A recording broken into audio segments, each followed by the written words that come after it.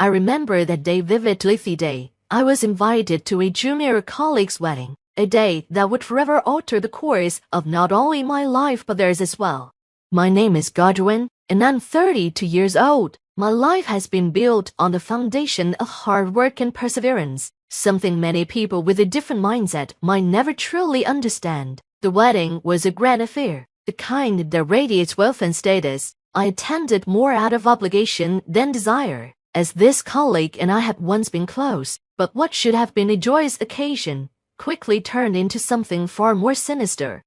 During the ceremony, as the bride stood before her guests, she made a proclamation that sent shockwaves through me. Without hesitation, she declared, people with low education and no money should cut ties with my husband. Her gaze scanned the room and landed squarely on me, making it clear I was her intended target. Her words were sharp, slicing through the light-hearted chatter like a knife through the air. The room fell silent, and I could feel the weight of everyone's eyes on me. Their unspoken judgment thickened the air.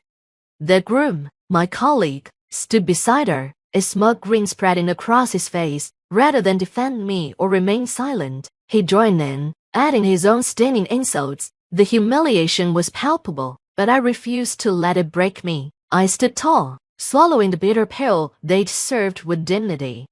In that moment, I made a vow not just to distance myself from them, but to ensure they regretted ever looking down on me. They would soon learn that true worth isn't measured by degrees of wealth, but by character and integrity. But before we dive into that, let me take you back to where it all began. I grew up in a middle-class family, neither wealthy nor poor, just average. My parents, both college graduates, had high hopes for my future, but my path was different. While my peers were focused on high school and college aspirations, my mind was elsewhere. I was more interested in finding work and carving out my own path. I dropped out of school early, much to my parents' confusion. They couldn't understand at first, but over time they came to support me. Realizing that I needed to forge my own path, I started working in a factory, taking on labor-intensive jobs that most people would avoid. But I was determined. I moved from one job to another, learning new skills and gaining valuable experience along the way. Eventually, I worked my way up to becoming a painting contractor and then a site supervisor. Today, I'm a service department manager at a major machinery manufacturer, a publicly traded company where I've been for the past 7 years. My job involves visiting clients, overseeing machinery installations, and managing repairs and maintenance. It's not glamorous work, but it's honest, and through dedication and perseverance, I've earned the respect of my colleagues and clients alike. Life seemed to be moving forward, but I had no idea the past was about to catch up with me in a way I never expected. It was just another day at work when my company-issued phone rang. I was on my way to a client visit, driving on the freeway. When I saw the company's name flash on the caller ad, my heart sank a little. Not again, I thought, as I pulled over to take the call. It was another complaint, something I have to deal with immediately. Apologizing to the client, I assured them I'd be there as soon as possible. I quickly rearranged my schedule, knowing it was going to be another long day.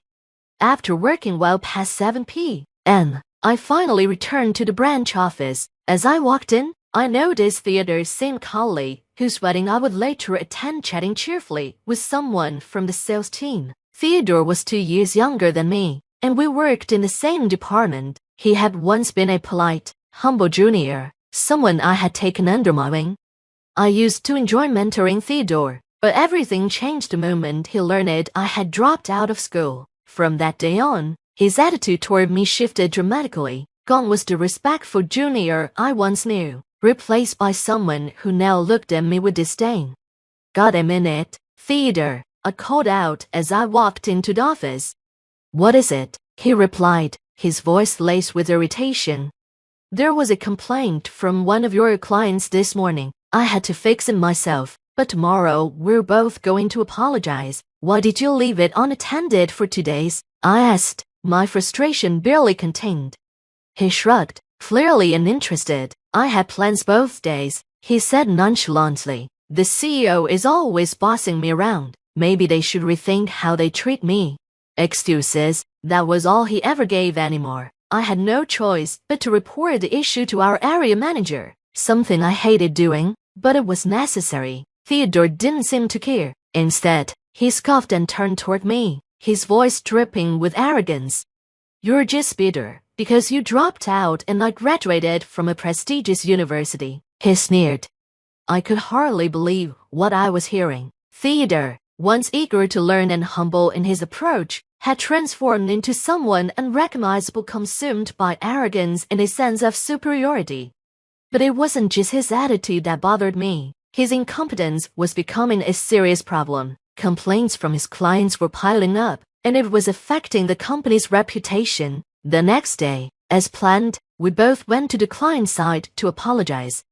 The president of the company was furious. In industrial settings, such frustration wasn't uncommon, and I had become accustomed to handling these situations. But Theodore, with no real field experience, stood there silently, contributing nothing to his detention.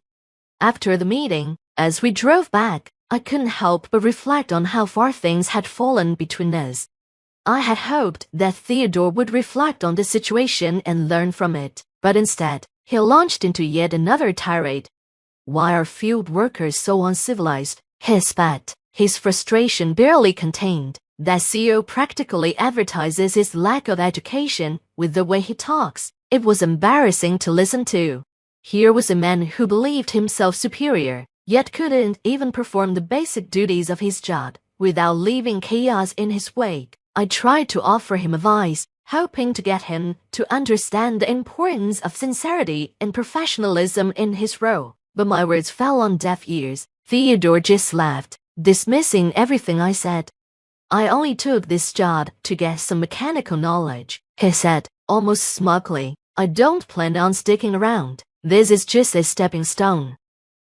"I only took this job to get some mechanical knowledge," he said, almost smugly. "I don't plan on sticking around. This is just a stepping stone." He didn't seem to grasp that his attitude was what was holding him back. With the growing number of complaints, there was no way the company would ever consider promoting him to the sales position he aspired to. But in his mind, all his problems were my fault. Believed I was jealous of his academic background and degree. A while later, I was on a business trip for a machinery setup. Things didn't go as planned, and I had to stay overnight to resolve the issue. In situations like this, other local branches usually send someone to help with major tasks. As I was looking for a place to eat near my hotel, I heard a familiar voice. "Hey, what are you doing here?" It was Theodore, and beside him was a woman I vaguely recognized. He introduced her as Selena, his girlfriend, and invited me to join them for dinner. I accepted, though something about the whole situation felt a bit off. During dinner, Theodore couldn't stop bragging. He mentioned that he and Selena had just gotten engaged, emphasizing that she graduated from the same prestigious university he did and came from a wealthy family. It was clear he was trying to impress, to flaunt his success. I stayed polite, quietly listening as he dominated the conversation, all too aware that his need to show off was just another symptom of his insecurity. When Theodore excused himself to go to the restroom, Selena turned to me, her demeanor suddenly shifting. The warmth she had displayed earlier vanished, replaced by a cold, steely gaze. "I've heard a lot about you from Theodore," she began, her voice dripping with disdain. "You think your managerial role is such a big deal just because you've been at the company a few years longer. Could you stop blocking Theodore's career?" Her words confirmed what I had suspected all along. Theodore had been bad-mouthing me to her. Rather than engage, I let her say her piece without responding, keeping my composure. When Theodore returned, the atmosphere was tense. We quickly finished dinner, and I made my excuses to leave. The next day, I went to troubleshoot the test run, but Theodore never showed up. A growing sense of unease pushed me to discreetly contact our area manager. When he looked into Theodore's business trip application, it became clear Theodore had filed a false claim. He hadn't been on a business trip and I had been out with Selena. The area manager assured me he would handle the situation, and I left it at that. Time passed, and eventually, The date for Theodore and Selena's wedding was set. I wasn't invited, which honestly came as a relief, but just a week before the ceremony, something unexpected happened. Our area manager, who was supposed to give the main speech at the wedding, had a last-minute emergency and asked me to attend in his place. Initially, I declined, but he insisted. Reluctantly, I agreed. On the day of the wedding, I arrived early and unexpectedly ran into Theodore and Selena. They both looked surprised to see me. Theodore's surprise quickly morphed into scorn. My elite friends and I all have degrees from prestigious universities and work in top-tier companies, he said smugly. I didn't think you would drop out would fit in, so we didn't invite you. I remained calm, explaining that I was there only to speak on behalf of the area manager. His face paled slightly, realizing my presence was official and unavoidable. As the ceremony began, I kept to the sidelines, waiting for my turn to speak. When the moment finally came, I took a deep breath, stepped up to the microphone, and prepared to address the room. Theodore and Selena glared at me, clearly wanting me gone, but I stood firm. Congratulations on your wedding, I began, my voice steady. If you thought I'd stick to the usual pleasantries, you're mistaken. Theodore isn't exactly commendable in his job, but since this is a celebratory occasion, I use only the highest praise. I paused, letting the tension in the room build. Top-tier graduate Theodore, you're exceptional, especially when it comes to accumulating customer complaints at work. Your unrepentant arrogance and constant blaming of clients truly showcase your thick skin. I'm always impressed. The room fell silent, broken only by gasps and whispers. Theodore's face flushed red with anger, and Selena jumped to her feet, shouting at me to stop, but I wasn't finished. Our Ivy League grad, Theodore, is quite a trickster, I continued, ignoring her. He's been faking business trips to spend time with his fiancée while claiming company expenses. It's bold and clear embezzlement. Before Theodore could react, the doors to the hall swung open. In walked our area manager, and to everyone's shock, the president of the client company Theodore had wronged. Selena's face drained of color as the president marched straight toward their table. So, lying about quitting your job to marry me was a lie, the president demanded, addressing Selena directly. What followed was nothing short of chaos. It was revealed that Selena had been working as a hostess at a club, a fact she had hidden from Theodore. She had borrowed money from the president to pay off her debts, then disappeared, planning to marry Theodore instead. The room erupted as the truth unraveled. Theodore, blindsided, turned on Selena, demanding answers, but she had none. The area manager stepped forward, confirming they had evidence of Theodore's misconduct, and he would be suspended pending further investigation. The wedding was called off, and the once lavish event ended in complete disgrace. Theodore was later fired, and legal proceedings were initiated to recover the money he had embezzled. Selena faced fraud charges, her dreams of a secure marriage crumbling before her eyes. As for me, I walked away from the scene with my head held high. I hadn't exposed Theodore out of spite, but out of a need to protect myself and uphold my values. Despite the challenges thrown my way, I would continue to live with integrity, knowing I had done what was right. I stared at the empty champagne glasses, arranged in perfect rows across the pristine white tablecloth. Each one caught the sunset's glow from the rooftop venue, creating tiny prisms of light that should have been magical. Instead, they mocked me with their emptiness. My name is Haley, and I'd spent 3 weeks planning what was supposed to be the perfect proposal dinner. Not my proposal.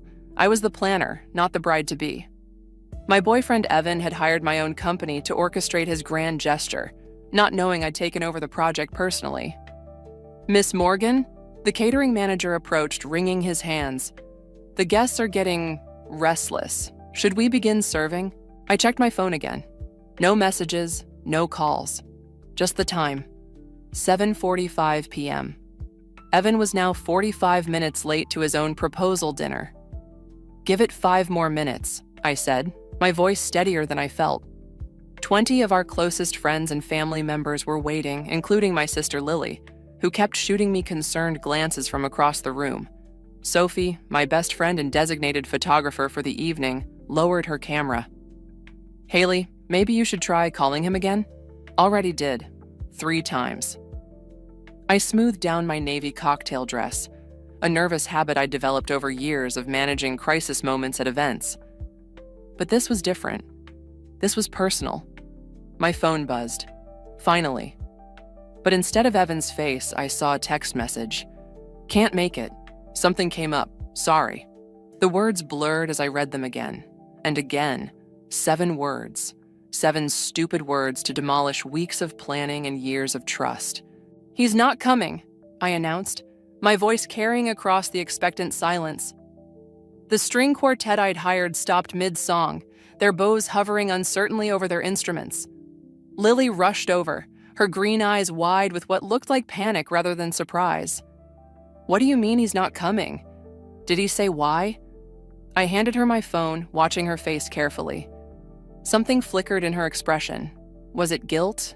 Relief? Before she composed herself. "This isn't like him," she said, but her voice wavered slightly. "Isn't it?" Sophie cut in, her tone sharp. She'd never fully warmed to Evan, despite my attempts to bring them closer. Now I wondered if she'd seen something I'd missed. The next hour passed in a blur of apologies and awkward goodbyes. I maintained my professional smile, thanking guests for coming, assuring them everything was fine. It wasn't until the last guest left that I allowed myself to sink into one of the ghost white chairs. "I'll handle the vendors," Sophie offered, squeezing my shoulder. "You should go home."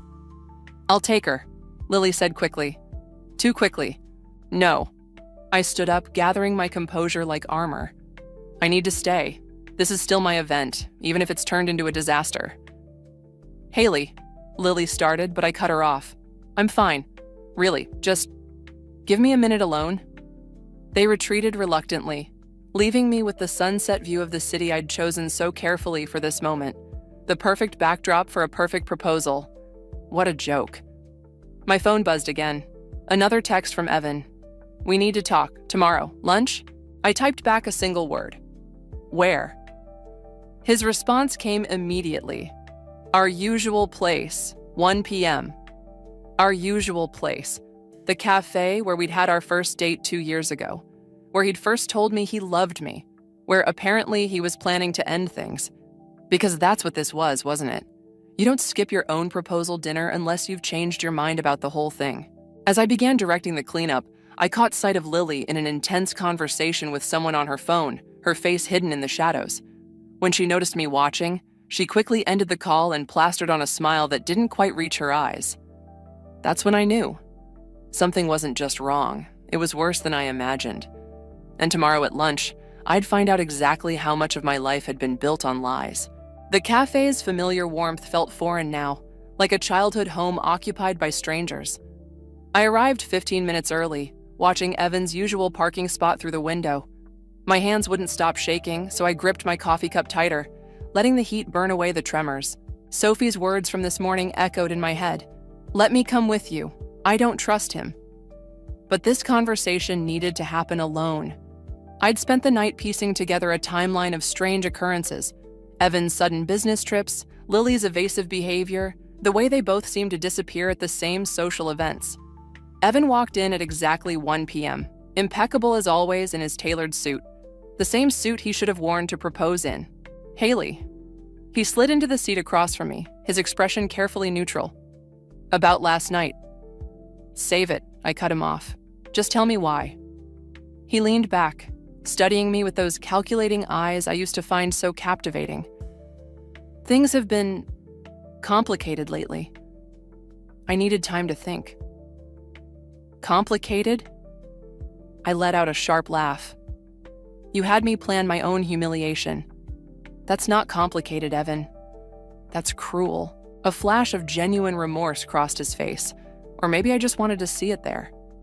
"I never meant for you to be involved in the planning. That was unfortunate." "Unfortunate," I repeated, the word tasting bitter. "Like how unfortunate it is that my sister keeps showing up at your office after hours?" His composure cracked for just a second, a slight widening of the eyes, a quick clench of his jaw. "Lily's been helping with some graphic design work. You knew that. Did I?" I pulled out my phone, scrolling through the photos Sophie had sent me this morning, because these don't look like business meetings. The images showed Evan and Lily entering his office building at 9 p.m. last Thursday, then leaving separately around midnight. Nothing definitively damning, but enough to make my stomach turn. "You're having me followed now?" His voice hardened. "No, but apparently I should have been." I stood up, my chair scraping against the floor. "You know what's really unfortunate, Evan? That I had to hear about your lunch with Elena from the catering staff at LeBlanc." This time, his mask slipped completely. "How did you—" "I own an event planning company. People talk to me." I gathered my purse, fighting to keep my voice steady, especially when they see my fiancé having an intimate lunch with his ex-girlfriend the day before he's supposed to propose. "It's not what you think. Save the explanation for Lily. I'm sure she'll be very interested to hear about Elena." As I turned to leave, he grabbed my wrist. "Haley, wait. There are things you don't understand." I yanked my arm free. "You're right. I don't understand how my sister could do this. I don't understand how you could make me look like a fool in front of everyone we know. But mostly, I don't understand why you're still lying when we both know it's over." I walked out, my heels clicking against the tile floor like a metronome, counting down the seconds of our relationship. Outside, I spotted Lily waiting in her car across the street. She didn't see me, too focused on her phone, probably waiting for Evan's signal. My phone buzzed with a text from Sophie. "Found something. Come to my studio, now." I took one last look at the cafe window. Evan was already on his phone, probably warning Lily I knew something. Let them scramble. Let them try to cover their tracks. They didn't know about Elena's voicemail yet, the one Sophie had somehow obtained. They didn't know about the financial records showing regular payments from Evan's company to Marcus's consulting firm. They didn't know that their careful house of cards was about to collapse. I got into my car, hands steady now. The time for tears and confusion was over. Now it was time to plan something much bigger than a proposal dinner. Something that would make last night's humiliation look like a casual disappointment in comparison. My phone buzzed again, Lily calling. I declined it, watching her face fall in her car's rearview mirror. Poor Lily, always so transparent with her emotions. She had no idea what was coming. I started my engine, heading towards Sophie's studio. Whatever she'd found, it would be another piece in the puzzle of betrayal I was slowly assembling. And when I finally had the full picture, no one would see the revenge coming until it was too late. Sophie's studio felt like a crime scene when I walked in. Documents and photos covered every surface, connected by red string like a conspiracy theorist's fever dream. She stood in the center, her camera forgotten around her neck. "I found Elena," she said without preamble. My stomach dropped. "And?" "She's dead, Haley." The words hit like a physical blow. I grabbed the nearest chair, steadying myself. "What do you mean, dead?" "Car accident, 6 months ago." Sophie handed me a newspaper clipping. Except it wasn't an accident. Look at the date. I scanned the article. 2 days after Elena had threatened to expose Evan's business practices to the SEC. The timing wasn't subtle. There's more. Sophie pulled up financial records on her laptop. Evan's company has been hemorrhaging money for months, but look where it's going. The screen showed regular transfers to an offshore account, each one coinciding with a payment from Marcus's consulting firm. The same firm where my sister Lily had started freelancing 3 months ago. My phone buzzed. Another message from Lily. "Please talk to me. It's not what you think." "Oh, it's exactly what I think," I muttered, silencing the phone. Sophie hesitated. "There's something else you need to see." She played a voicemail recording. Elena's voice, shaky but determined, filled the studio. "Evan, I know what you and Marcus are planning. Using Lily to get to Haley's client list? That's low, even for you. But the SEC fraud, that's what's going to bury you. I'm meeting them tomorrow unless—" The message cut off. The next day, Elena's car went off a bridge. "How did you get this?" I asked, my voice barely a whisper. Elena sent copies to multiple people. Insurance. Sophie's eyes met mine. "I'm not the only one who has it." A knock at the studio door made us both jump. Through the frosted glass, I recognized Lily's silhouette. "Don't," Sophie warned, but I was already moving. I opened the door. Lily stood there, mascara streaked down her face. "Haley, please." "How long?" I demanded. "What?" "How long have you been helping Evan steal my clients?" Her face crumpled. "It wasn't like that. Marcus said it was just market research. Market research? I laughed, the sound harsh even to my own ears. Is that what you call sleeping with my fiancé too? Lily flinched. That only happened once. I was drunk and… Save it. I stepped back into the studio. Did you know about Elena? The color drained from her face. What about Elena? She's dead, Lily. Convenient timing, don't you think? No. She shook her head violently. No, Evan wouldn't. Marcus said she moved to Europe. Marcus says a lot of things, doesn't he?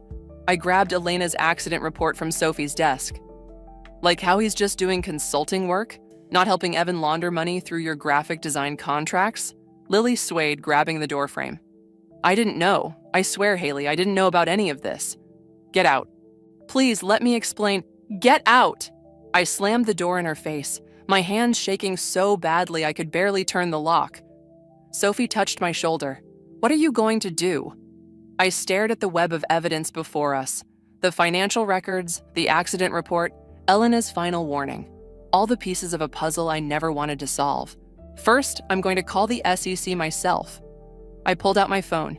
Then I'm going to destroy everything they've built, their reputations, their business, their perfect little scheme. Haley. Sophie's voice was careful. That could get dangerous. If they really had something to do with Elena's death, then they should have thought of that before they involved my sister. I started gathering the documents. They wanted access to my client list? Fine. Let's see how those clients react when they learn where their money's really going. My phone lit up with a text from Evan. We need to talk. All of us. Tonight. I showed it to Sophie, who shook her head. It's a trap. Of course it is. I texted back, LeBlanc, 8 p.m. The same restaurant where he'd met Elena before her death. Let them think they had the upper hand. Let them think they could still control this situation. I had evidence of their fraud, proof of their betrayal, and nothing left to lose. By the time this was over, they'd learn what it really meant to trust the wrong person. LeBlanc's elegant interior felt like a stage set now, with every server and guest a potential witness to whatever was about to unfold. I arrived early, choosing a corner table that gave me a clear view of both entrances. The flash drive in my clutch felt heavier than it should, weighted with evidence that could destroy lives. Marcus arrived first, sliding into the seat across from me without invitation. You need to stop digging, he said, his usual charm replaced by something harder. Interesting opening line. I sipped my water, studying him over the rim. No, hello, future sister-in-law? Elena should have stopped digging too. The threat hung in the air between us. I set my glass down carefully, noting how his left hand kept twitching toward his jacket pocket. You know what's fascinating, Marcus? I kept my voice light. How someone so careful could leave such a messy paper trail. His jaw tightened. Whatever you think you found, table for two? Lily's voice cut through our tension. She stood there in her favorite blue dress, the one I'd bought her for her last birthday, with Evan close behind her. Isn't this cozy? Evan said, pulling out Lily's chair. The gesture was familiar, practiced. How long had they been rehearsing these little moments? Almost like family, I agreed. Speaking of which, how's your mother, Marcus? Still managing that bridge club in Miami? Color drained from his face. The woman who died in Elena's car hadn't been Elena at all. But proving that would take more than the circumstantial evidence I had. For now, the fact that he recognized the threat was enough. We should order, Evan suggested smoothly, but his knuckles were white around his menu. Actually, I already ordered for everyone. I smiled. Hope you don't mind. I know all your favorites, after all. Lily shifted uncomfortably. Haley, please. Can we just talk about this like adults? Like the adults who orchestrated a 2-year con to access my client list? I pulled out my phone, scrolling through messages. Or the adults who've been systematically draining those clients' accounts through fake investment schemes. It's more complicated than that, Evan started. It always is. I looked directly at Lily. Remember when Mom died? How complicated things were then? How you swore we'd always protect each other? Tears welled in her eyes. I never meant to sleep with my fiancé, to help him steal from people who trusted me, to get involved with… I caught myself, noting Marcus's subtle head shake at Evan. Interesting. They hadn't told Lily everything. The waiter arrived with our food. 4 plates of Elena's favorite dish. Marcus's hand jerked so violently he knocked over his water glass. Is something wrong? I asked innocently. I thought everyone liked seafood linguine. It was Elena's go-to order here, wasn't it, Evan? Enough games, Evan snapped. What do you want? Want? I want my sister back. I want the last 2 years of my life back. I leaned forward. But since that's impossible, I'll settle for watching you lose everything instead. You don't want to do this, Marcus warned. Actually, I do. But first, I turned to Lily. Did they tell you about the insurance policy? The one that paid out after the accident? Lily frowned. What insurance policy? The one in your name. I pulled out a document, sliding it across the table. Signed 3 days before Elena's car went off that bridge, with you as the beneficiary. The color drained from her face as she read. I never signed this. No, I agreed softly. You didn't. The pieces were falling into place behind her eyes. The forged signature, the convenient timing, the way Marcus had insisted she start working with them right after Elena's death. Evan reached for the paper, but Lily snatched it back. What did you do? She whispered, looking between him and Marcus. Lily, baby, let me explain, Marcus started. Don't call me that. She stood up abruptly, her chair scraping against the floor. Don't ever call me that again. As she rushed out, Evan and Marcus exchanged a look that confirmed everything I'd suspected. They hadn't just betrayed me. They'd used my sister as an unwitting accomplice in something much darker. I stood up, dropping several bills on the table. Dinner's on me, gentlemen. Consider it a parting gift. This isn't over, Evan called after me. I turned back, meeting his gaze. No, it's not. But now Lily knows what you really are. And that's just the beginning. The SEC documents felt heavy in my hands as I watched Evan's company through the glass walls of their downtown office. From my car, I could see him pacing in his corner office, phone pressed to his ear. One email from me and those documents would reach every major news outlet in the city. My phone lit up with Sophie's message. Lily's here. She's a mess. Says Marcus threatened her. Of course he did. I started the engine, but another text stopped me. Someone broke into my studio last night. All the Elena evidence is gone. My hands trembled as I dialed Sophie's number. She answered on the first ring. Are you okay? I asked. I'm fine, but Haley, they left something. A photo of your parents' car accident. The world tilted sideways. That accident had never been explained. A brake failure on a clear day. Both parents dead instantly. I'd been 22. Lily 20. Get out of there, I said. Take Lily and go to the lake house, she finished. Already on our way. I ended the call, my mind racing. The lake house was our emergency spot off the grid, where we'd hidden after our parents died. Only family knew about it. My office was closer than Evan's building. I needed those backup files before. A tap on my window made me jump. Marcus stood there, hands in his pockets, smiling like we were meeting for coffee. I rolled down the window an inch. Following me now? Just making sure you don't do anything rash. He glanced at the SEC documents on my passenger seat, like sending those to the wrong people. You mean the right people? You know what's interesting about brake lines? He leaned closer. How easily they can fail. Twice even. The threat hung between us, crystal clear. Get in, I said. He blinked. What? Get in the car, Marcus. You want to talk? Let's talk. He hesitated, then walked around to the passenger side. As soon as he closed the door, I hit the accelerator. What are you doing? He grabbed the dashboard as I swerved through traffic. Taking us somewhere private. I turned onto the highway, pushing the speed limit. You want to discuss brake failures? Let's do it properly. His composure cracked. Slow down. Why? Scared of accidents? I changed lanes aggressively. Tell me about my parents. I don't know what you're... 8 years ago, Marcus.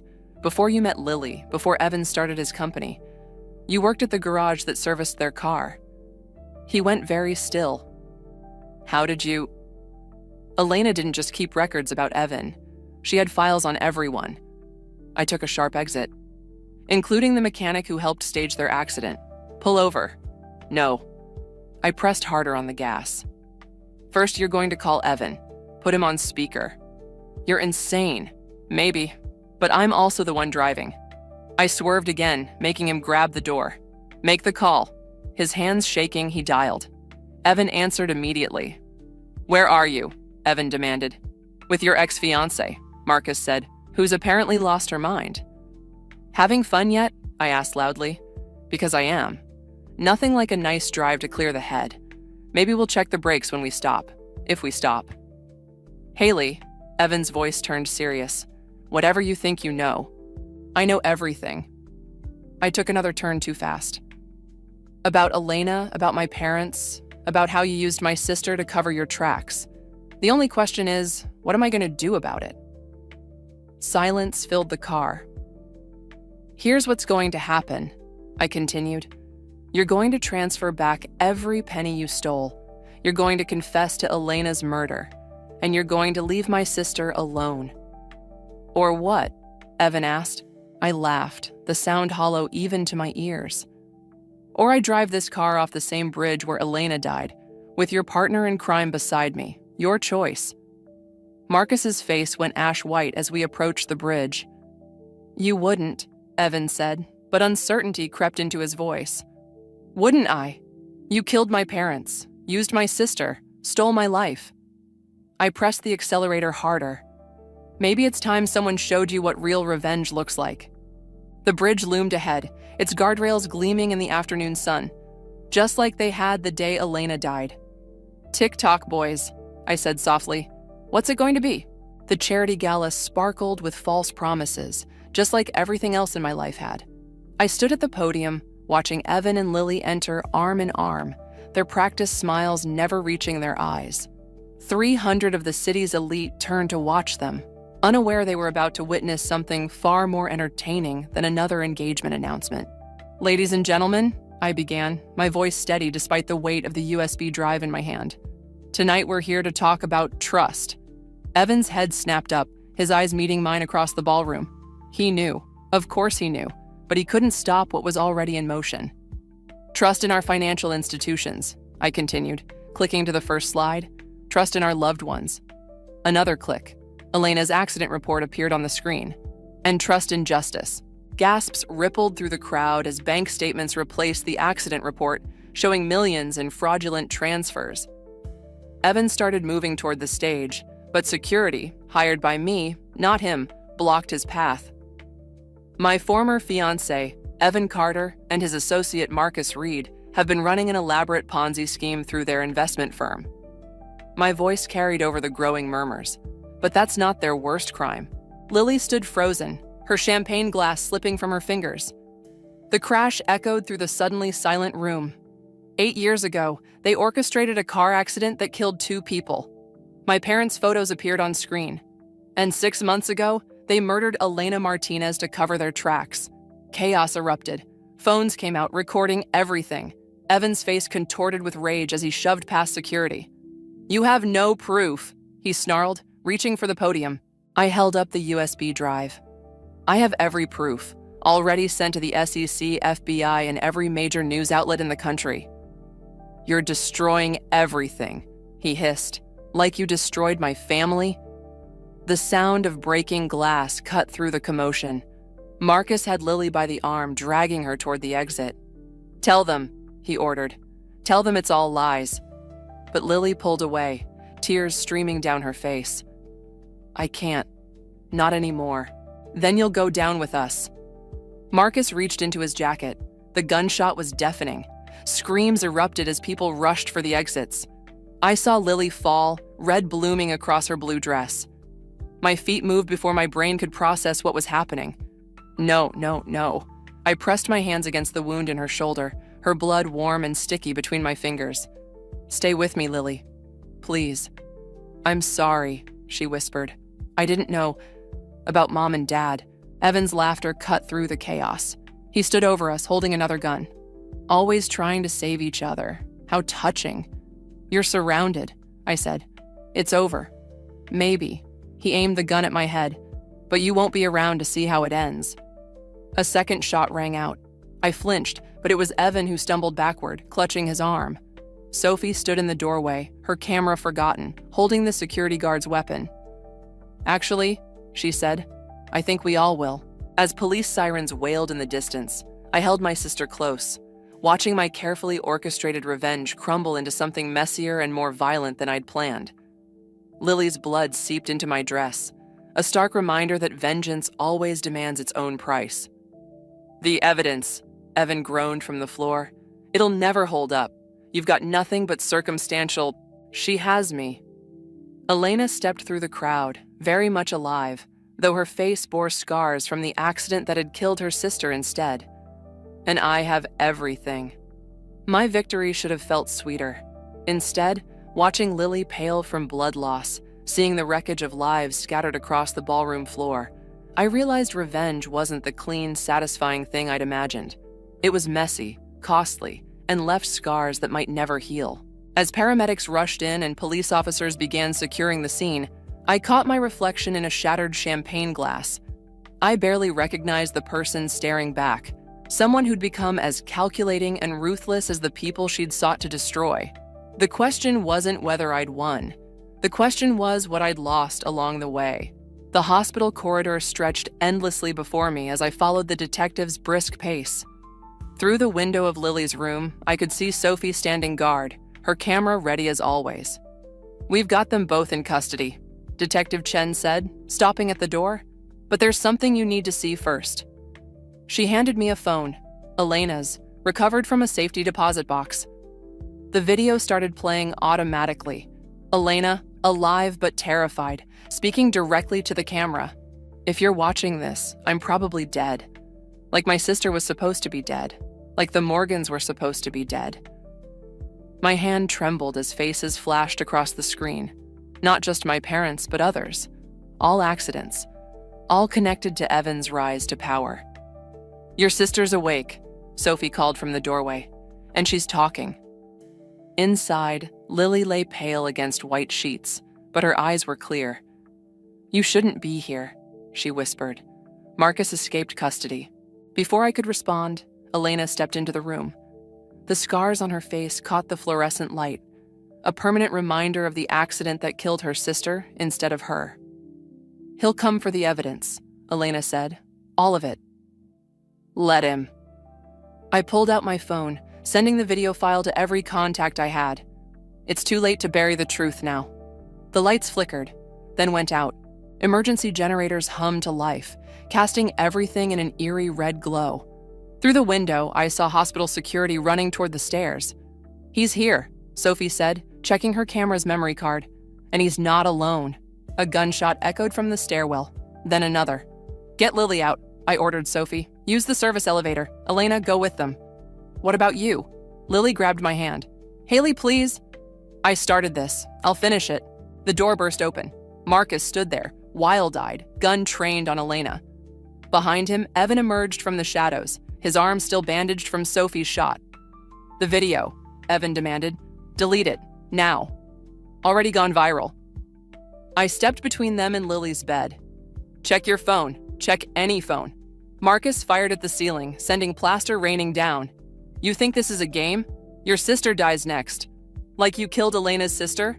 I watched his face contort. "Or was that supposed to be Elena? Hard to tell identical twins apart in a burning car, isn't it?" "Shut up."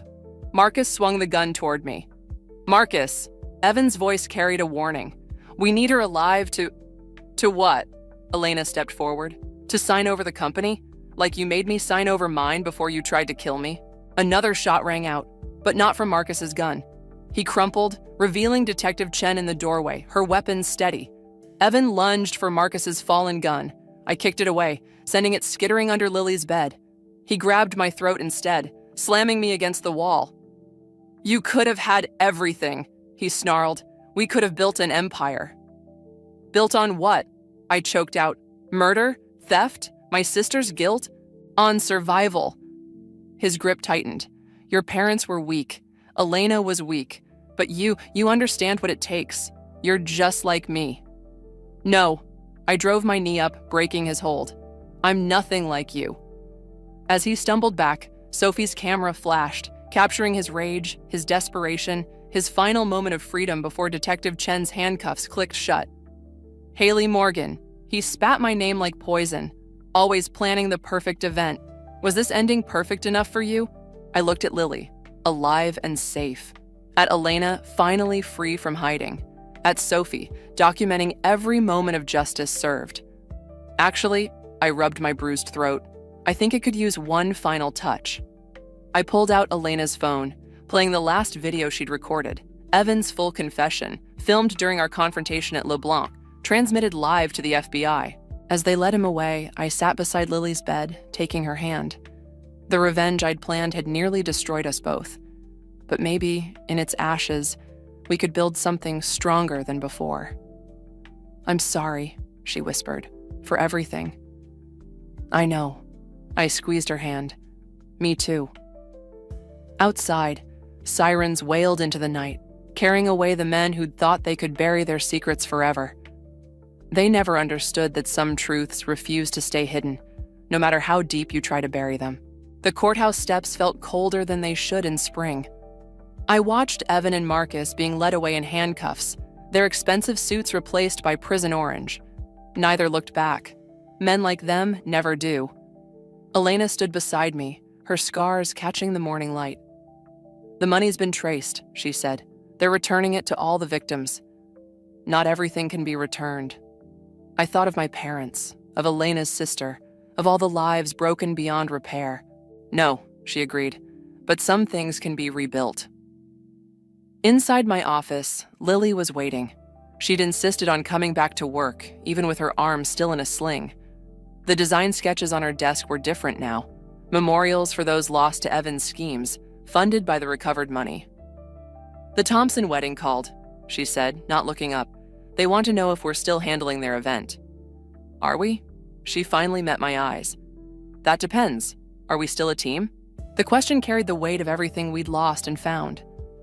I picked up one of her sketches, a garden memorial with 2 intertwined trees reaching toward the sky.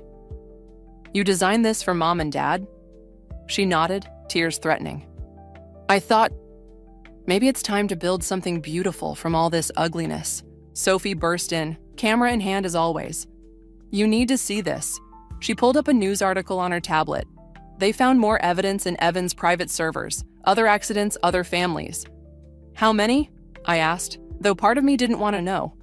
"Dozens, going back years before he met you." She hesitated. "And there's something else. Remember that bridge club in Miami? Marcus's mother? Wasn't his mother. Another victim who knew too much, replaced by someone who looked similar enough. They had a whole network of people helping them hide bodies and identities." Lily's hand found mine across the desk. This time I didn't pull away. "What happens now?" she asked.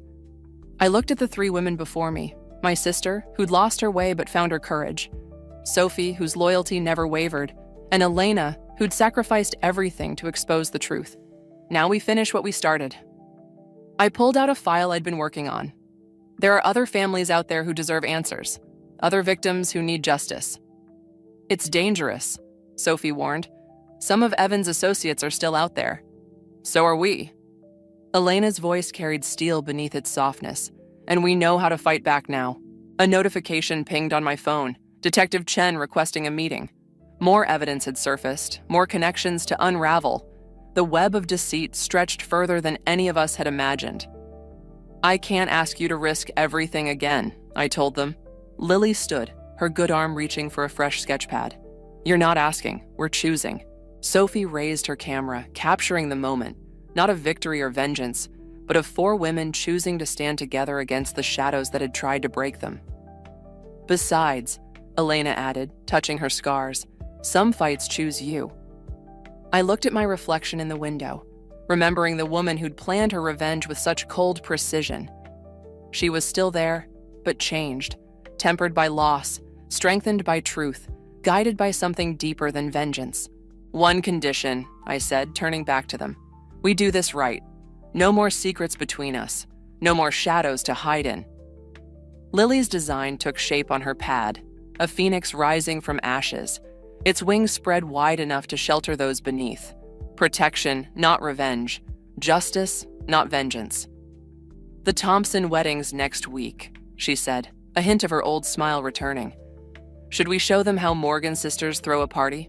First, I picked up Detective Chen's message. We have some other plans to make. Outside, spring sunlight broke through clouds, casting long shadows across the city. But shadows don't seem so dark once you've learned to navigate them. Sometimes they even show you the way forward if you're brave enough to look. Sophie raised her camera one more time. Ready? We were, all of us. Not for an ending, but for whatever came next. Together. I stood in front of the Marshall estate, my fingers trembling as I traced the intricate ironwork of the gates. This was supposed to be where my perfect day would unfold, where I'd finally become Mrs. Cole Harrison. Instead, I was about to lose it all to the woman who had already taken so much from me. My name is Catherine, and this is the story of how I lost my wedding venue, but found myself in the process. Isn't it beautiful? I whispered to Cole as we walked the grounds during our venue tour. The century-old mansion stood proudly against the autumn sky, its marble columns and sweeping staircases exactly as I remembered from my childhood visits with my grandmother. "It's nice," Cole replied, distracted by his phone. "But are you sure about the cost?" My sister Louise mentioned Dash. Louise? I felt my stomach clench. What does Louise have to do with our wedding venue? Before Cole could answer, his phone buzzed. "Hold on, it's Mom." He stepped away, leaving me alone with Agnes, the estate's event coordinator. "Your grandmother used to bring you here for the garden parties, didn't she?" Agnes smiled warmly. "I remember you running around these gardens in your little sundress." I nodded, fighting back tears. "This place means everything to me. It's where Grandma taught me about love and family traditions." The next day, everything fell apart. "You can't seriously be considering the Marshall estate," Louise announced during Sunday dinner at Cole's parents' house. She waved her newly ringed finger in my face. Carlos had proposed just last week. "That's where I'm having my wedding." I nearly choked on my wine. "What?" But Cole and I already dash. "Oh, sweetie," my future mother-in-law Patricia interrupted. "Louise has had her heart set on that venue since she was a little girl. Surely you understand." I turned to Cole, expecting support. Instead, he avoided my eyes, suddenly fascinated by his mashed potatoes. "But we've already started the paperwork," I protested. "We picked a date and everything." "Catherine," Louise leaned forward, her perfectly manicured nails drumming against the table. "You know how much this means to me. I'm like a daughter to the Marshalls. I've done charity work with them for years. It just makes sense that I should have my wedding there." "You've known them for 2 years," I muttered. "What was that?" Patricia's voice carried a warning tone. "Nothing." I forced a smile. I need some air." I escaped to the back porch, where Cole finally found me 20 minutes later. "Baby, I know you're upset," he started. "Upset?" "Cole, this is our wedding we're talking about. My grandmother's favorite place. You know what it means to me." He sighed, running his hands through his hair. "Look, you know how Louise gets. And Mom's already talking about helping with the deposits. It would mean a lot to the family if we could just be flexible about this." "Flexible?" I laughed bitterly. Like when I was flexible about Louise taking over our engagement party, or when she insisted on announcing her promotion at our celebration dinner. That's not fair. Louise is just Louise. She likes things a certain way. Inside, I could hear Louise's theatrical laughter, followed by Patricia's doting responses. A familiar scene that had played out countless times before. "Fine," I said quietly. "She can have the venue." Cole's face lit up. "Really? You're the best, babe. I'll go tell them." As he rushed back inside, I pulled out my phone and opened my messages to Nathaniel, my oldest friend. "Remember that crazy idea we talked about?" I typed. "I'm in." His response was immediate. "You sure about this?" I watched through the window as Louise hugged Cole, their mother wiping away happy tears. No one had even noticed I wasn't there. "Absolutely," I replied. "Time to start planning." That night, as I lay in bed scrolling through Louise's endless social media posts about her perfect venue, I felt something shift inside me. Years of being overshadowed, of playing nice, of being flexible, it all crystallized into a single, clear purpose. Let Louise have her precious Marshall estate. Let her plan her dream wedding, obsess over every detail, and bask in the family's adoration. She had no idea what was coming. I smiled in the darkness, already imagining the chaos that would unfold. Because while Louise was busy playing the perfect bride-to-be, I had information she didn't. Information that would turn her dream wedding into a nightmare. For once, I wouldn't be the one bending to accommodate Louise's wishes. This time, karma would do the bending for me. I picked up my phone one last time and texted Agnes. Can we meet tomorrow? There's something I need to ask you. The pieces were falling into place. And for the first time in years, I felt truly, wickedly alive. You're surprisingly calm about all this, Louise remarked as we browsed through flower arrangements at her chosen florist. I honestly expected more resistance. I smiled sweetly, channeling 3 years of amateur theater experience. Why wouldn't I be supportive of my future sister-in-law? The florist presented another elaborate centerpiece, and Louise clapped her hands in delight. Meanwhile, my phone buzzed with a message from Agnes. Coffee at 2? Important update. I need to step out for a bit, I announced. Wedding errands of my own. Louise barely looked up from the roses. Oh! Found a new venue. Working on it, I replied, already heading for the door. The small cafe near the Marshall estate had become my secret headquarters of sorts. Agnes was already waiting, her usually cheerful face drawn with concern. Catherine, I shouldn't be telling you this, she began, glancing around nervously. But given your history with the estate, the Marshalls are selling. I gripped my coffee cup tighter. Selling? To whom? A developer. They're planning to convert it into a boutique hotel.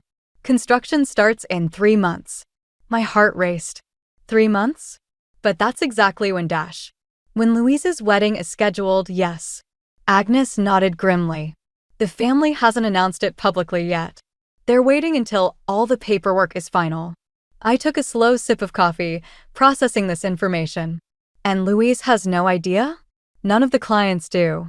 We're supposed to start calling everyone next week to cancel all future events. Perfect. Absolutely perfect. Agnes, I reached across the table, squeezing her hand. Thank you for telling me. But please, don't say anything to Louise or her family yet. She raised an eyebrow. Catherine, trust me. Some people need to learn lessons the hard way. Leaving Agnes, I drove straight to Nathaniel's apartment. He opened the door before I could knock, taking one look at my face and saying, "Spill." I told him everything while pacing his living room. When I finished, he whistled low. So let me get this straight, he said. Louise stole your venue, but the venue won't even exist by her wedding day, and you're the only one who knows. Karma's a funny thing, isn't it? He leaned forward, eyes serious. And what about your wedding? Still want to go through with our plan? More than ever. I pulled out my phone, showing him the beach resort I'd been researching. Small ceremony, just us and a few close friends. The weekend before Louise's big day. And Cole. I paused. What about him? Catherine. Nathaniel's voice softened. We've been friends since we were kids. I know you love him, but is he worth all this? That's just it. I sank onto his couch. I'm not sure I do love him anymore. Not after watching him consistently choose his sister's happiness over mine. My phone buzzed again. A message from Florence, Cole's younger sister. Can we talk? Alone. Speaking of allies, I showed Nathaniel the message. Want to help me recruit another one? An hour later, I sat across from Florence at a different cafe, watching her stir her tea absently. I saw what happened with the venue, she said quietly. It's not right how they treat you. How they've always treated you. But they're your family. Exactly. Which is why I know better than anyone how Louise operates. She looked up, determination in her eyes. Whatever you're planning, and don't tell me you're not planning something, I want in. I studied her face carefully. It could get messy. Good. Florence's smile was sharp. It's about time something did. That evening, I attended another wedding planning session at Patricia's house, watching Louise hold court from her usual spot on the expensive sofa. The Marshall estate is just perfect, she gushed. I can already picture everything. The ceremony in the garden, cocktails on the terrace, dancing in the ballroom. I caught Florence's eye across the room, and we shared a subtle smile. What about you, Catherine? Patricia asked suddenly. Found a new venue yet? Actually, yes, I replied smoothly. Something small and intimate. It suits us better. Oh, thank goodness, Louise sighed dramatically. I was worried you might be upset about the whole thing. I stood up, gathering my things. Life's too short for upset, Louise. Sometimes things work out exactly as they're meant to. As I left, I sent a quick text to Nathaniel. Book the resort. It's time. His response came immediately. Already done. No turning back now. I looked up at the evening sky, feeling lighter than I had in months. Louise could have her perfect wedding plans. She could have her family's adoration and her elaborate dreams. I had something better, the truth. And in exactly 3 months, everyone else would have it too. And then I thought, what if we released Doves at Sunset? Louise's voice carried across Patricia's dining room. Wouldn't that be magical? I stabbed my fork into the overcooked chicken, imagining the doves flying straight into the construction cranes that would soon occupy the estate's grounds. Absolutely magical, Patricia cooed. Catherine, dear, you're being awfully quiet tonight. I looked up from my plate, plastering on my best supportive smile. Just taking it all in. Everything sounds wonderful, Louise. I know, right? Louise beamed. Carlos says I have a natural talent for this.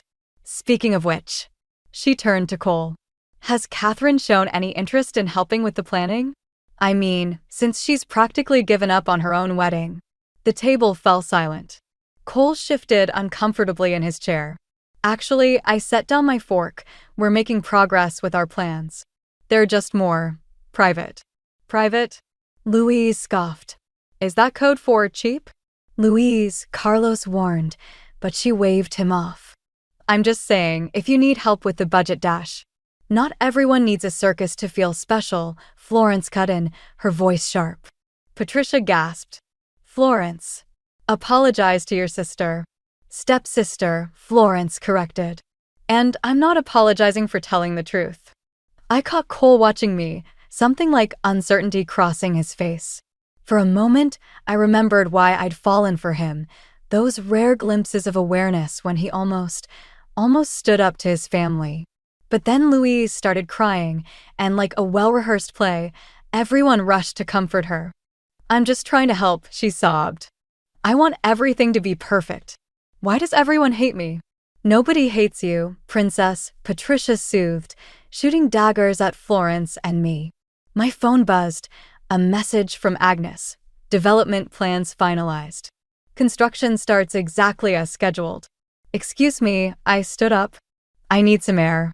Cole followed me onto the patio. Catherine, wait. Don't, I turned to face him.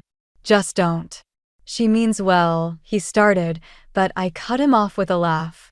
Remember our engagement party? I asked. When Louise announced her promotion during your speech, she was excited dash. Or my birthday dinner last year. When she hijacked the conversation to show everyone her new car. That's just how she is dash. Exactly, Cole. That's how she is. And you. I stepped closer, looking into his eyes. You're the person who lets her be that way. He ran his hands through his hair, his nervous tell. What do you want me to do? She's my sister. And I'm supposed to be your future wife.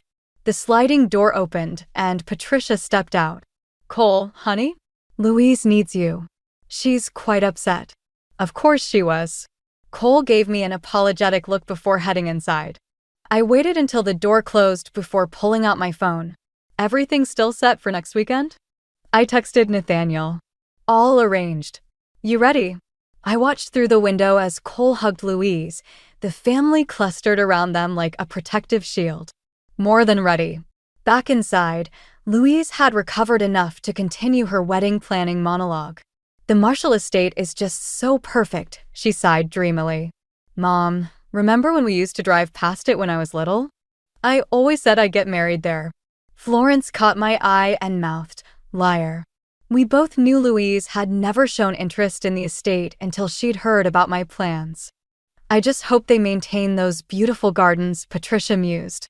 I heard rumors about the owners wanting to make changes. I took a sip of wine to hide my smile. I'm sure everything will work out exactly as it's meant to.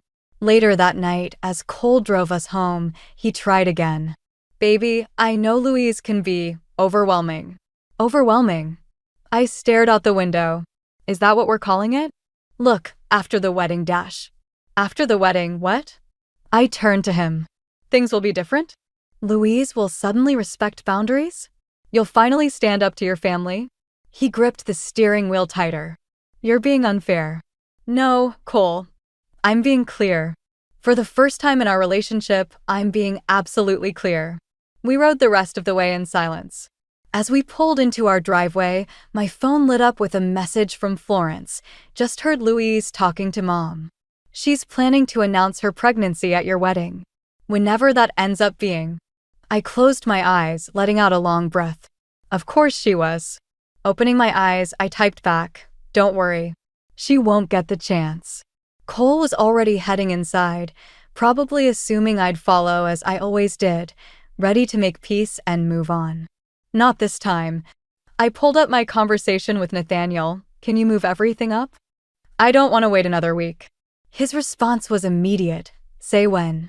I looked at our house, at the life I'd tried to build with a man who would never truly be mine. Tomorrow, I typed. Let's end this tomorrow. The morning sun streamed through our bedroom window as I quietly packed my essentials. Cole had already left for work, kissing me goodbye with his usual distracted affection. He had no idea it would be our last kiss. My phone buzzed with a message from Florence. Mom's hosting a pre-wedding brunch for Louise today. Where are you? Not feeling well, I replied. Send my regrets. 3 more messages arrived in quick succession. Florence, you're doing it today, aren't you? Nathaniel, flight booked. 4 p.m. Agnes, demolition crew just did their final walkthrough. It's really happening. I took a deep breath and called the one person who deserved to know the truth. Catherine? Cole's sister picked up immediately. Are you okay? Florence, I need you to listen carefully. I'm leaving. A pause. Today? Yes. And I need you to do something for me. Anything. Don't tell them where I've gone. Just be there when everything falls apart. What about Cole? I zipped up my suitcase. He made his choice a long time ago. He just doesn't know it yet. The doorbell rang. Nathaniel, right on time. I opened the door to find him leaning against his car, looking both concerned and determined. Last chance to back out, he said as he helped with my bags. Not a chance. I handed him an envelope. Can you mail this on your way to the airport? He glanced at the address. The Marshall estate? My resignation letter from Louise's wedding party. Seemed only fair to make it official. As we drove away, my phone lit up with messages from Louise. Where are you? Mom's brunch is starting. Hello? Catherine, this is so inconsiderate. Cole is worried about you. I switched off my phone. You know they'll try to stop you, Nathaniel said as we merged onto the highway. They can try. I twisted my engagement ring, then slipped it off. But they're about to have bigger problems. At the airport, Florence called one last time. Louise is furious, she reported. She's convinced you're trying to steal attention from her special day. I laughed. Tell her not to worry. Her special day will be memorable enough. Catherine. Florence's voice softened. Are you sure about this? Remember when we were kids? How Louise would always take your toys and your parents would say, just let her have it. Yeah, I'm done letting her have it. The airport buzzed with activity as Nathaniel and I made our way to security. Just before I went through, he grabbed my hand. What? I asked. I need to tell you something. He looked nervous suddenly. I've been in love with you since we were 16. My heart skipped. Nathaniel, I know this isn't the right time. And I know you're running away from Cole, not running to me. But he squeezed my hand. I just needed you to know. Before I could respond, my phone buzzed again, Cole calling. I declined the call and turned to Nathaniel. You're wrong, I said softly. I'm not just running away. I'm finally running toward something real. His smile lit up his entire face. As we boarded the plane, I turned my phone on one last time. Messages flooded in. Cole, where are you? Everyone's worried. Louise, this is so typical of you, making everything about yourself. Patricia, dear, you're being very childish. Florence, stay strong. I've got your back. And finally, Agnes, construction company just posted the public notice. It's all over social media. I smiled, imagining the chaos unfolding at Patricia's brunch. How long before someone saw the notice? How long before Louise's perfect world started crumbling? Ready? Nathaniel asked as the plane began to taxi. I looked at him, really looked at him.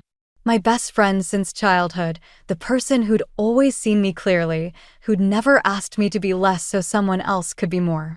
Actually, I said, there's something I need to tell you too. But before I could continue, my phone lit up with one final message. From Cole. Just saw the news about the Marshall estate. Please tell me you knew about this. I turned off my phone for good and turned to Nathaniel. Yes, I said, answering both Cole's text and Nathaniel's question. I'm ready.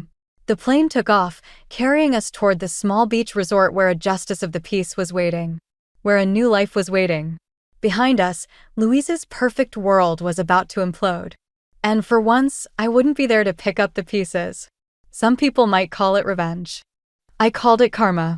And karma, like a demolition crew, was about to do its work. The ocean breeze ruffled my simple white dress as I stood barefoot in the sand, holding Nathaniel's hands. No elaborate decorations, no doves, no drama, just us, a justice of the peace, and the setting sun painting the sky in shades of orange and pink. My phone lay silent in my beach bag, but Florence had insisted on keeping one line of communication open through her burner phone. As Nathaniel and I exchanged vows, it buzzed with updates from Ground Zero. Do you, Catherine, take Nathaniel?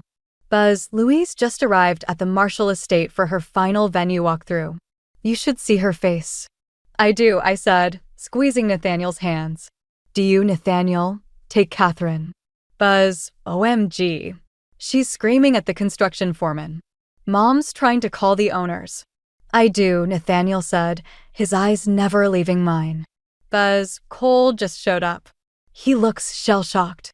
As we sealed our marriage with a kiss, Florence's messages kept coming rapid fire. Louise is having a complete meltdown. Security had to escort them out.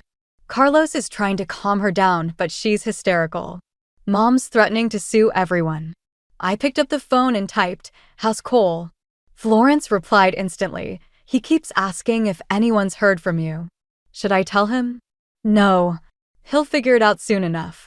Nathaniel wrapped his arms around me from behind, resting his chin on my shoulder to read the messages. You okay?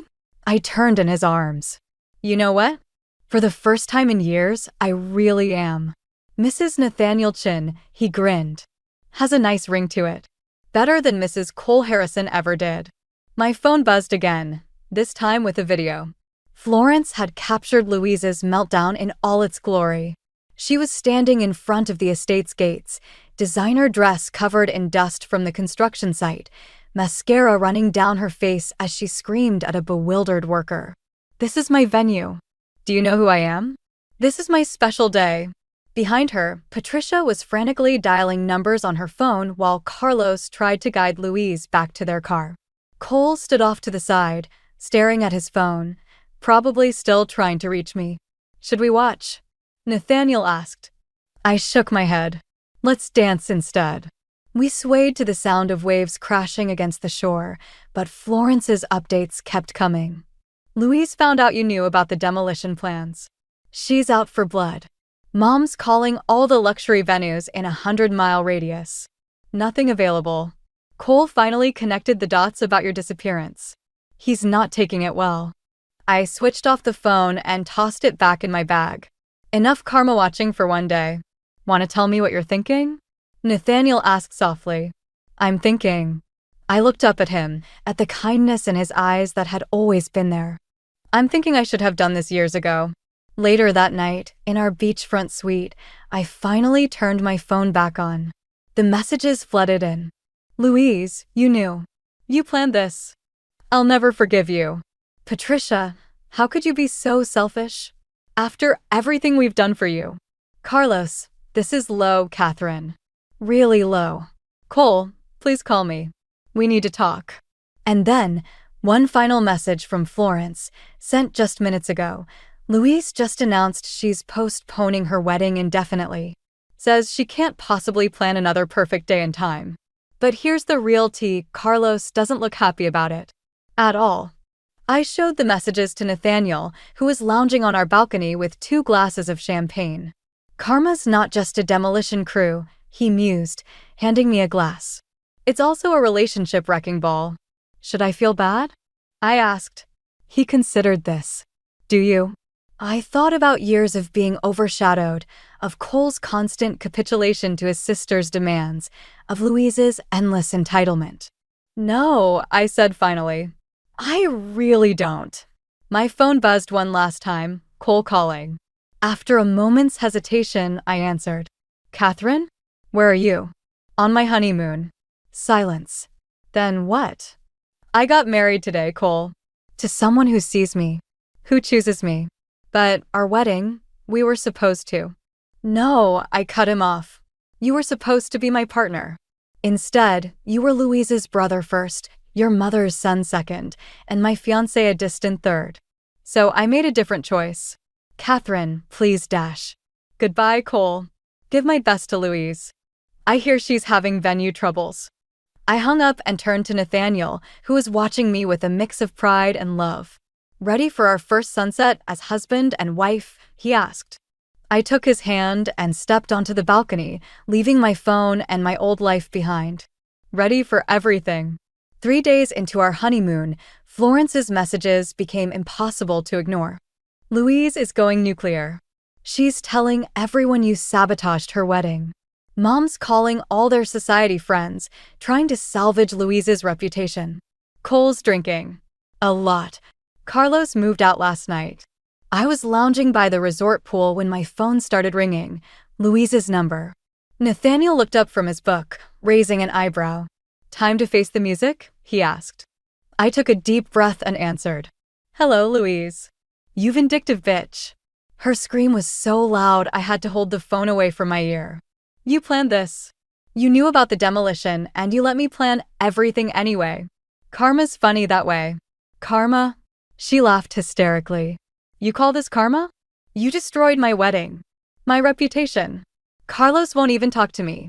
That sounds awful, I said calmly. Almost as awful as having someone deliberately steal your wedding venue. Silence. Then, that's different. I deserved dash. You deserved what, Louise? To always get your way? To take whatever you want without consequences. I'm telling everyone what you did, she threatened. No one will ever speak to you again. Go ahead. Tell them how you demanded my venue, how your brother chose you over his fiancé, how your mother enabled your entitlement. Tell them everything. Cole is devastated. She tried a different approach. How could you do this to him? The same way he did it to me. One choice at a time. The line went quiet. When Louise spoke again, her voice was different. Smaller. Carlos says I'm just like Mom. That I never think about anyone but myself. Sounds like Carlos is pretty smart. He says he needs time to think about our relationship. I sat up straighter. Are you actually asking for my sympathy right now? I don't understand why everyone's being so mean to me. Goodbye, Louise. I hung up and turned to Nathaniel. Well, that was dash. My phone rang again. Cole. Your turn. Nathaniel squeezed my hand. Catherine? Cole's voice was rough. Please don't hang up. What do you want? To understand. Was any of it real? Us. I closed my eyes. It was real until it wasn't. Until I realized I'd always be competing with Louise for your attention. So you planned this? This whole time? No. The Marshall estate situation was just lucky timing. But once I knew, I made a choice. Just like you did, every time you chose Louise over me. I loved you, he said quietly. No, Cole. You loved the idea of me. The woman who would always understand, always step aside, always let Louise shine. But that's not love. That's convenience. And Nathaniel? How long has that been going on? I looked at my new husband, who was pretending not to listen while reading his book. Nathaniel saw me when no one else did. Including you. Florence knew, didn't she? About everything. She knew what it was like to live in Louise's shadow. The difference is, she stuck with it. I had a choice. Cole's voice cracked. I would have chosen you. After the wedding dash. After the wedding, nothing would have changed. We both know that. My phone buzzed with another message from Florence. Carlos just announced he's taking a job in Seattle. Alone. Look at that, I told Cole. Seems like Carlos made a choice too. This is going to destroy Louise. No, it's going to teach her that actions have consequences. Maybe she'll learn from it. Maybe she won't. But it's not my problem anymore. And us, he asked. What are we supposed to do now? You? You're going to hang up this phone, go comfort your sister, and continue being exactly who you've always been. Me? I'm going to enjoy my honeymoon with my husband. Husband, he repeated hollowly. You really married him? Goodbye, Cole. I ended the call and turned to Nathaniel. Well, that's done. He set down his book. How do you feel? Like I just put down a weight I didn't even know I was carrying. My phone buzzed one more time. A message from Agnes. Demolition starts tomorrow. Thought you'd want to know. I showed Nathaniel the message. Want to order champagne? To celebrate the demolition or the confrontations? Both. And to new beginnings. He pulled me close, kissing me softly. To new beginnings. As we clinked glasses, I couldn't help but smile at the thought of the Marshall estate's imminent transformation. Sometimes the most beautiful things rise from the rubble of what we thought we wanted. And sometimes the best revenge isn't revenge at all. It's finally choosing yourself. 1 week after our return from the honeymoon, Florence sent me the video I'd been waiting for. The Marshall estate's first demolition day, captured in all its glory, including Louise's final meltdown. You have to watch this, I told Nathaniel, curling up next to him on our apartment couch. The video started with Louise's white Mercedes screeching to a halt outside the estate's gates. She jumped out, still in her yoga outfit, makeup streaked with tears. Stop. You can't do this, she screamed at the demolition crew. This is MY venue. The workers ignored her, continuing their preparations as Patricia's car pulled up behind Louise's. This is gold, Nathaniel whispered, pulling me closer. Florence's steady camera work captured every moment. Louise trying to climb the construction fence, Patricia attempting to reason with the foreman, and finally, Carlos arriving to witness the chaos. Louise, he called out, this has to stop. Carlos. She spun around. Tell them they can't destroy our wedding venue. There is no wedding venue, he said quietly. And there might not be a wedding either. The camera zoomed in on Louise's face as the reality of his words hit her. What are you saying? I'm saying I can't do this anymore. The drama, the entitlement, the constant need to be the center of attention. But I love you. No, Carlos shook his head. You love the idea of a perfect wedding. A perfect life. But none of this is perfect, Louise. It's not even real. Behind them, the first wrecking ball swung into the estate's west wing. Louise's scream of anguish was drowned out by the sound of crumbling marble. The video ended with Louise collapsing into Patricia's arms while Carlos walked away, not looking back. Wow, Nathaniel said. Just wow. My phone buzzed. A text from Ruby, my estranged cousin who'd cut ties with the family years ago after her own run-in with Louise's toxic behavior. Saw the news about Louise's wedding disaster. Finally, someone stood up to her. Dinner soon? You should go, Nathaniel encouraged. Ruby was always the smart one, getting out early. Before I could respond, Florence called. Are you watching the fallout? She asked without preamble. Just finished the demolition video. How's everyone holding up? Mom's in damage control mode. She's telling everyone the venue change is a blessing in disguise because now Louise can have an even grander wedding. And Louise hasn't left her room in 3 days. Carlos's stuff is gone, his ring is on the kitchen counter, and he's not returning anyone's calls. What about Cole? Florence paused. He's different. Quiet. I think he's finally seeing our family clearly for the first time. Better late than never, I said, but without bitterness. Catherine? Florence's voice softened. Thank you. For what? For showing me it's possible to break free. I just accepted a job offer in Chicago. I sat up straighter. Florence. That's amazing. Mom's furious, of course. Says I'm abandoning the family when Louise needs us most. But I'm done living in her shadow. Proud of you, Flo.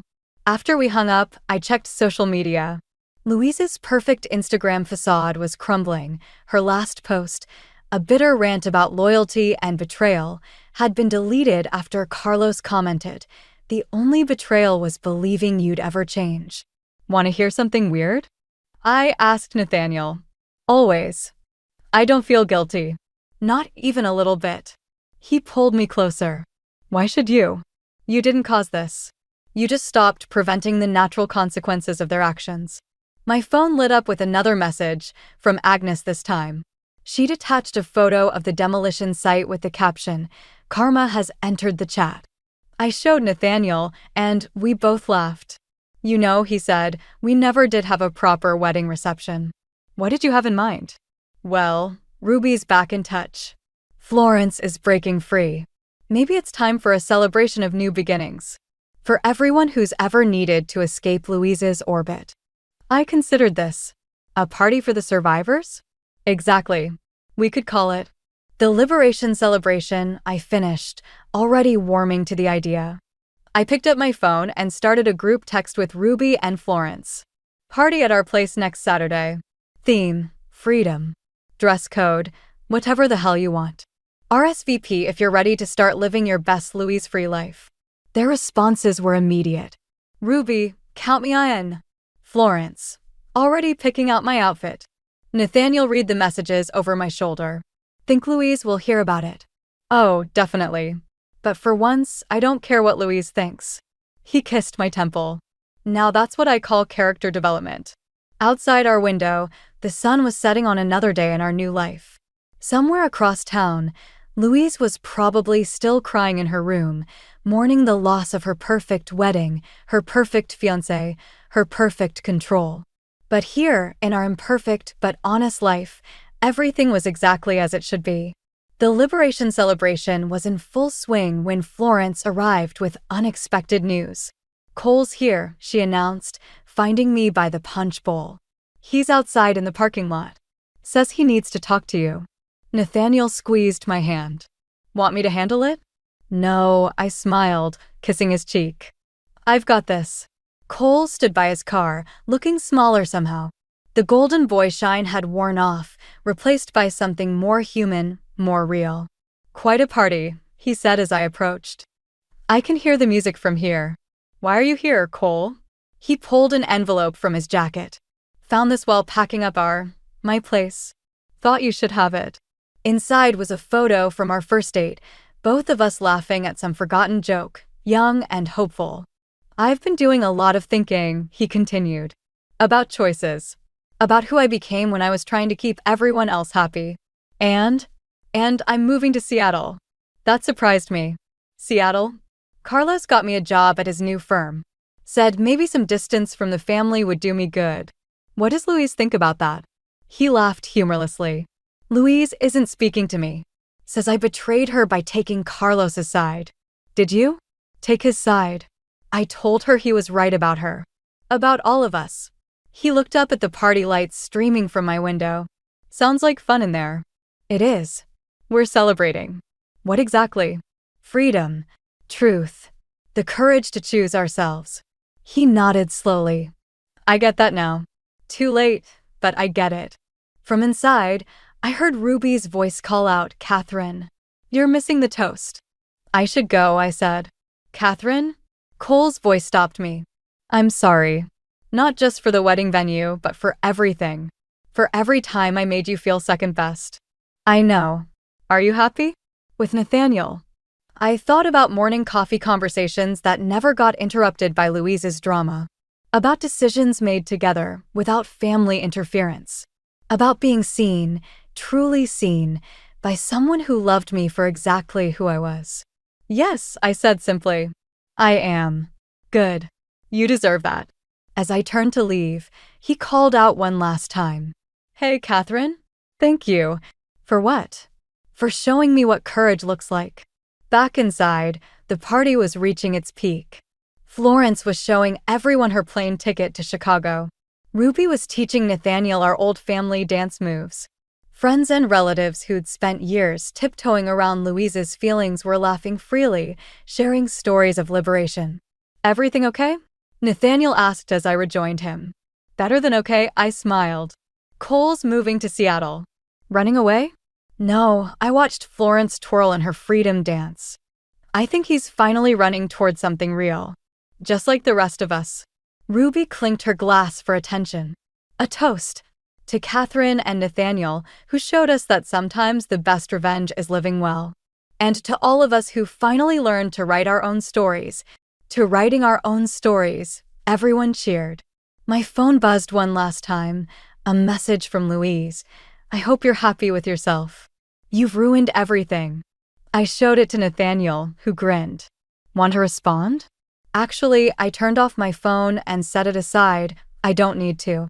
My happiness speaks for itself."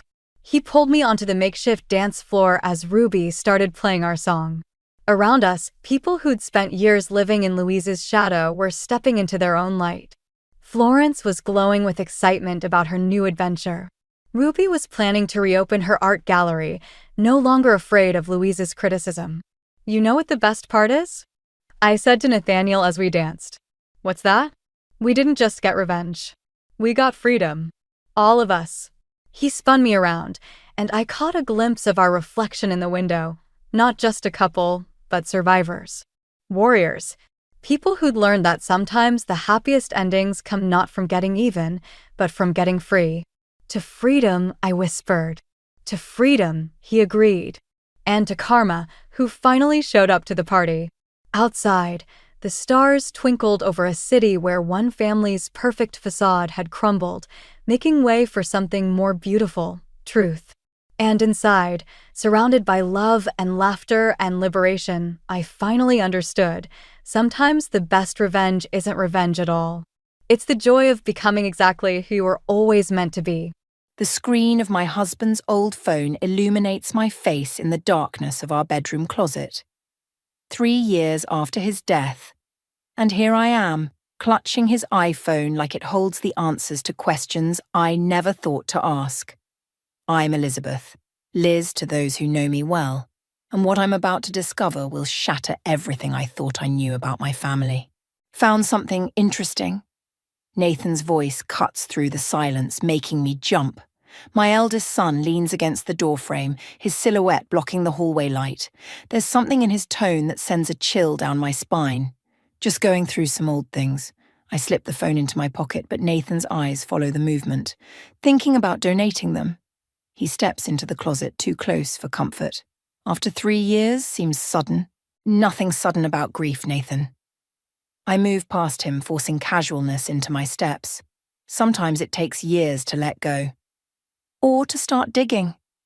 His words follow me down the hallway. In the kitchen, I pour myself a glass of wine with trembling hands. The texts I found moments ago swim through my mind. Conversations between James, my late husband, and Mark Reynolds, his supposed best friend. Numbers, accounts, threats. My phone buzzes. Lucas, my younger son. "Mom, you okay?" "Nathan just called me. Said you were acting weird." I stare at the message. Of course Nathan would call Lucas. He always does when he's worried I might discover something. I type back. "All good. Having dinner with Sarah tomorrow. Love you." Sarah, my sister-in-law, needs to see these messages. As a lawyer, she'll understand their implications better than I can. But there's something else gnawing at me. Nathan's name appeared in those texts too many times to be coincidental. The doorbell rings, startling me from my thoughts. Through the peephole, I see Emily, Nathan's fiancée, standing on my porch with that perfect smile of hers. "Elizabeth!" She hugs me as I open the door, her designer perfume overwhelming. "I was just passing by and thought I'd check on you. Nathan mentioned you seemed upset earlier." I force a smile. "That's sweet of you both, but I'm fine. Just sorting through some memories." "Of course." Her eyes dart past me into the house. "Mind if I use your bathroom? These pregnancy hormones, you know." I gesture toward the hallway, watching as she disappears inside.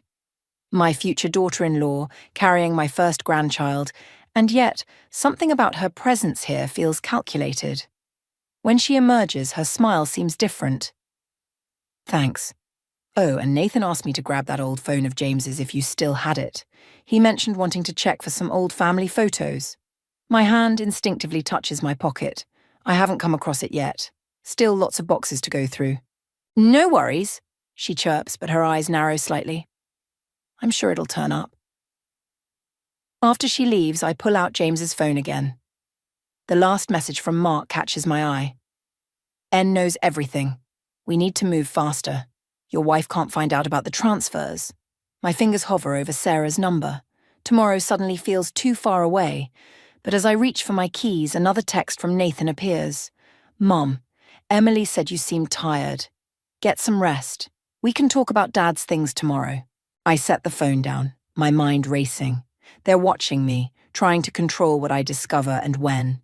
But they don't know what I've already found, or what I'm capable of doing with that information. 3 years of grieving my husband, and now I'm about to uncover just how many lies died with him, and how many are still living in my own home. Sarah's law office feels too sterile for the conversation we're about to have. I slide James's phone across her desk, my finger hovering over the messages that have haunted me since yesterday. Before you read these, I say, I need to know if attorney-client privilege applies to sisters-in-law. Sarah's eyes narrow as she picks up the phone. It does when I'm officially retained. She pulls out a notepad, writes 1 on it, and slides it to me with a pen. Sign here. I do, and watch her face as she scrolls through the messages. Her professional mask slips for just a moment, showing something between shock and anger. Nathan's involved in this? She asks, though it's not really a question. That's what I need to find out. I lean forward. Emily showed up at my house last night asking for that phone, said Nathan wanted it for family photos. Sarah's laugh is sharp. Family photos? Right. She sets the phone down carefully. These messages suggest James and Mark were moving substantial amounts of money. The timestamps. She pauses, checking dates. These continued right up until James's accident. The word accident hangs between us. I've never questioned it before, but now. My phone buzzes. Nathan. Mom, we need to talk. Coming over for dinner tonight. Important business opportunity to discuss. He's coming over tonight, I tell Sarah. Wants to discuss business. Don't let him know what you've found. Sarah starts writing rapidly. We need to track these transfers before... The office door opens. Mark Reynolds stands there, his usual confident smile faltering when he sees me. Sarah, I had a quick question about... He trails off, his eyes fixed on James's phone on the desk. Mark. I stand slowly. What a coincidence. Elizabeth. He recovers quickly. Too quickly. How are you holding up? Nathan mentioned you've been going through James's things. Of course Nathan mentioned it. Did he tell you what I found? Mark's smile doesn't waver, but his hand tightens on the doorknob. I should come back later, Sarah. Elizabeth, always good to see you. After he leaves, Sarah's typing furiously on her computer. He'll warn Nathan. Good. I gather my things. Let him. I want to see what story they come up with. That evening, I'm chopping vegetables when Nathan arrives. He brings wine, expensive wine, and Emily trails behind him, already playing with her engagement ring like she always does when she's nervous. Mom, Nathan starts, pouring 3 glasses. We need to talk about Dad's estate. What about it? I keep chopping, not looking up. I've been thinking about his legacy, about building something that would make him proud. Nathan's voice has that smooth quality it gets when he's pitching something. I've found investors willing to back a new venture, but we need initial capital. How much? I ask, finally looking at him. Just what's in the trust, temporarily. He smiles. James's smile, but somehow wrong. It's a sure thing, Mom. Emily's father's firm is backing it. Emily nods enthusiastically. Daddy says it's the opportunity of a lifetime. I set down the knife. Like the opportunity Mark Reynolds discussed with Dad? The silence is absolute. Nathan's smile freezes, then transforms into something harder. You've been talking to Mark? No. I reach for my phone, pull up the messages. But Dad was. Right until the day he died. Emily stands abruptly. I should give you two some privacy. Stay. Nathan's voice is sharp. Mom's obviously confused about some old business dealings.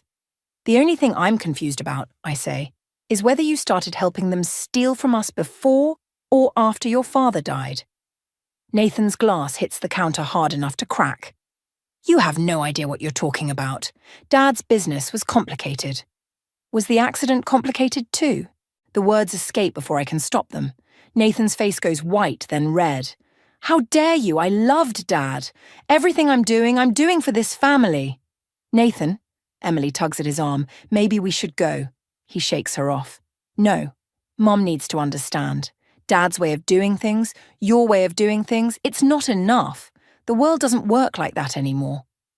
I look at my son, really look at him, and for the first time, I see a stranger. Get out of my house. Mom, get out. Both of you. After they leave, I text Sarah. It's worse than we thought. Nathan knows everything. Her response comes quickly. Don't confront him again. I'm pulling the trust records tomorrow. And Elizabeth, be careful. Mark's been asking questions about James's accident report. Lucas's studio apartment smells of turpentine and coffee when I arrive with Sarah's files.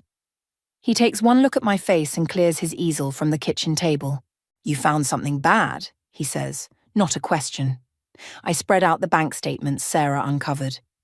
Your brother and Mark Reynolds have been systematically draining Dad's estate for months, even before. My hands shake as I point to a series of transfers. The last one was made an hour before the accident. Lucas studies the papers, his artist's hands tracing the numbers. Nathan always said Dad promised to fund his business ventures. These aren't business ventures. I pull out another document. Sarah traced the money. It's being funneled through shell companies, then disappearing into offshore accounts. Mom, Lucas's voice is gentle. What aren't you telling me? Before I can answer, my phone buzzes. A text from an unknown number. Meet me at James's grave. Noon. Come alone. Mark. Lucas reads it over my shoulder. You can't go. I have to.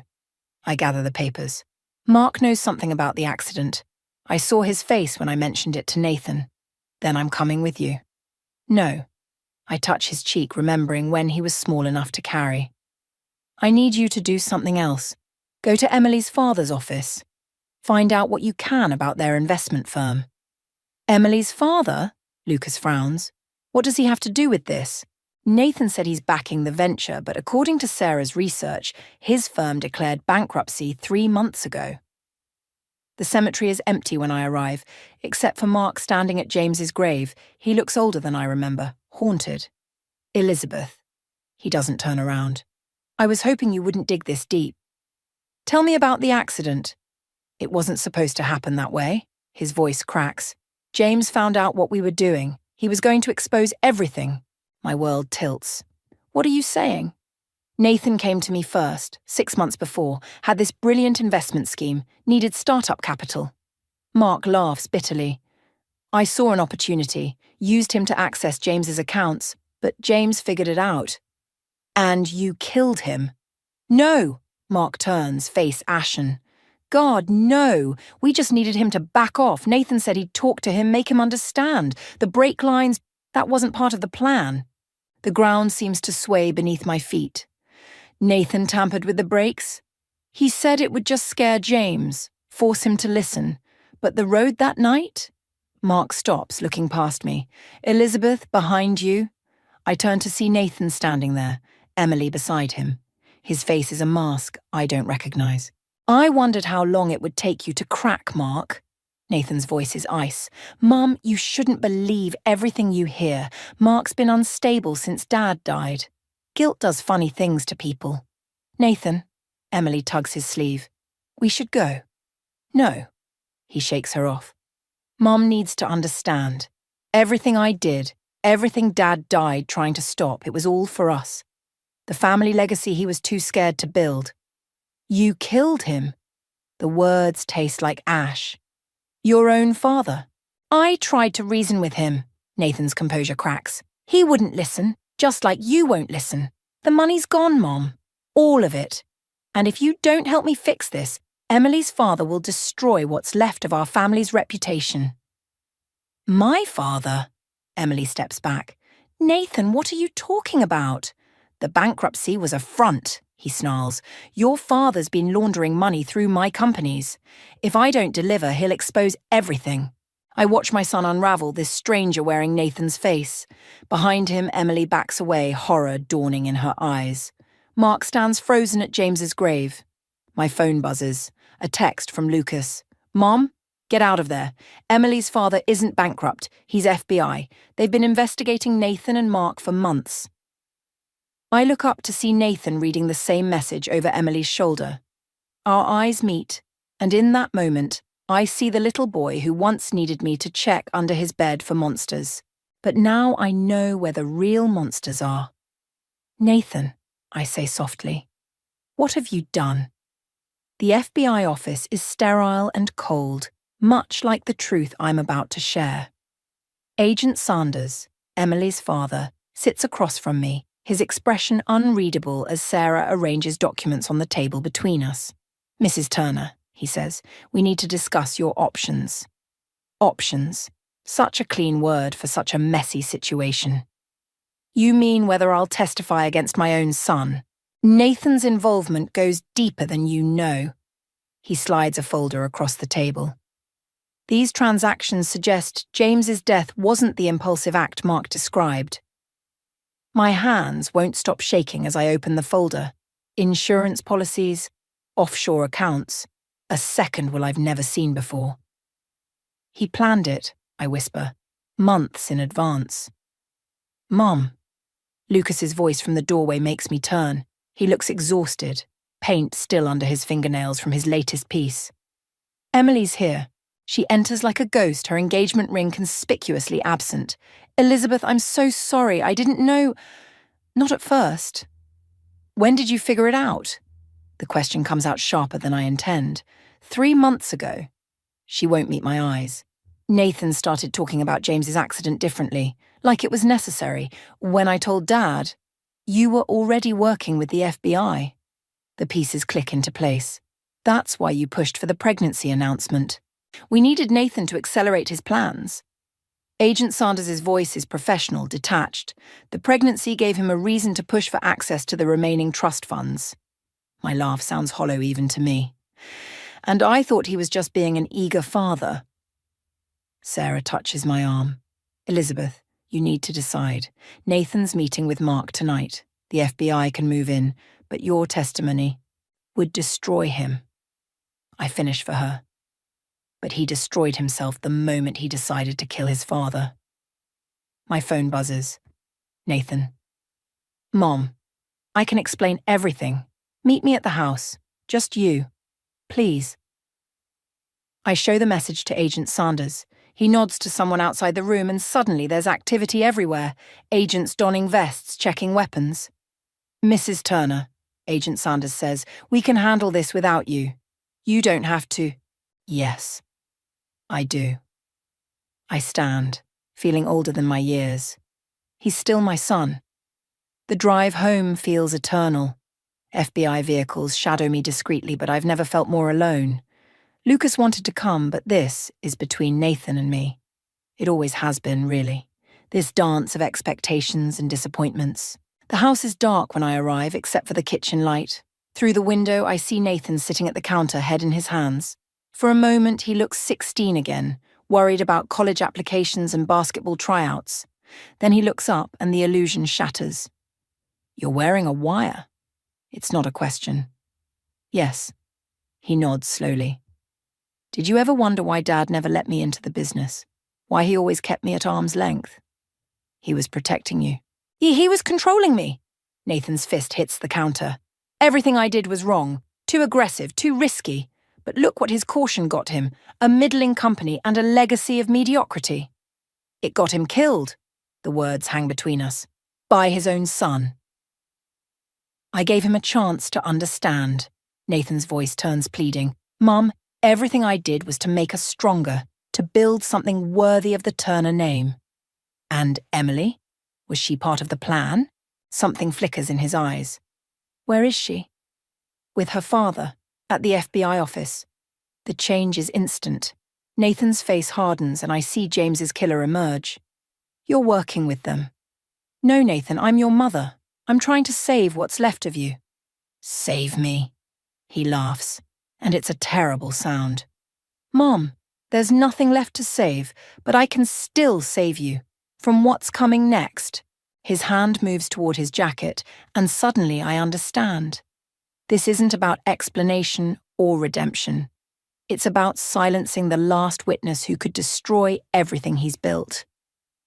Nathan, I say softly, backing toward the door. What would your father think? Let's ask him. He pulls out the gun. After all, you'll be seeing him soon. The gallery walls are stark white, making Lucas's paintings burn with even more intensity. I watch him adjust the lighting on his centerpiece. A fractured family portrait where every face is turned away except one. My face staring out from the canvas with eyes that know too much. The opening's tomorrow, Lucas says, not turning around. Nathan will come. The FBI will be here too. I step closer to the painting. Hidden in plain sight, just like the truth was all these years. Mom! Lucas finally faces me. You don't have to be here. Sarah can handle... I need to see his face. My voice sounds strange even to me. When everything falls apart, I need to watch it happen. My phone buzzes. Mark, Nathan knows about tomorrow. He's not planning to surrender quietly. Before I can respond, Emily appears at the gallery entrance, her face pale. Elizabeth, we have a problem. Nathan's been to see my father. What did he offer? Everything. She moves closer, lowering her voice. Names, dates, accounts, everything about Mark's operation, in exchange for immunity. The betrayal shouldn't surprise me anymore, but it still cuts deep. And your father? Refused. But Nathan... She glances at the painting. He laughed, said if he's going down, he's taking everyone with him, including Lucas. My blood runs cold. What does Lucas have to do with this? The gallery. Emily's hands twist together. Nathan's been laundering money through art sales. He's been using Lucas's name, his reputation, for months. Lucas drops his tools with a clatter. That's why those collectors were so eager to pre-purchase everything. They weren't real buyers. No, Emily looks away. They were Nathan's partners. Tomorrow night, when the sales go through, Lucas would be implicated in everything. The pieces click into place with horrible clarity. Nathan's using his own brother as a fall guy. My phone buzzes again. Sarah. Police found Mark. He's dead. Apparent suicide, but nothing about this family is what it appears to be anymore. Cancel the opening, I tell Lucas. We'll find another way to... No. Lucas's voice is firm. This ends tomorrow. All of it. He turns to the painting, and I see James in his stance, in his determination. The same determination that got his father killed. Lucas, please. My voice breaks.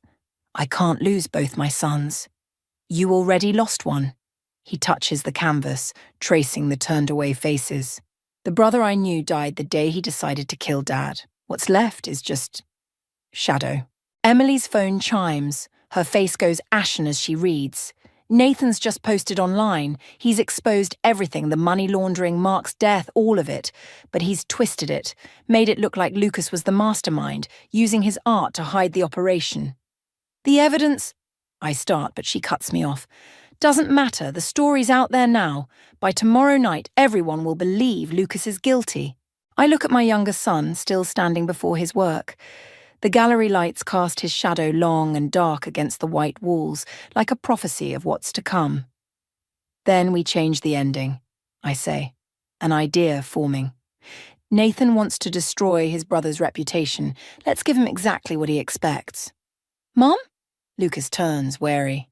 The opening continues as planned, but instead of your usual pieces, I gesture to the family portrait, we tell the real story, every painting, every piece, the truth about Nathan, about James, about all of it. He'll try to stop us, Emily warns. I'm counting on it. I pull out my phone, texting Agent Sanders. Nathan wants an audience for his revenge. Tomorrow night, he'll have one.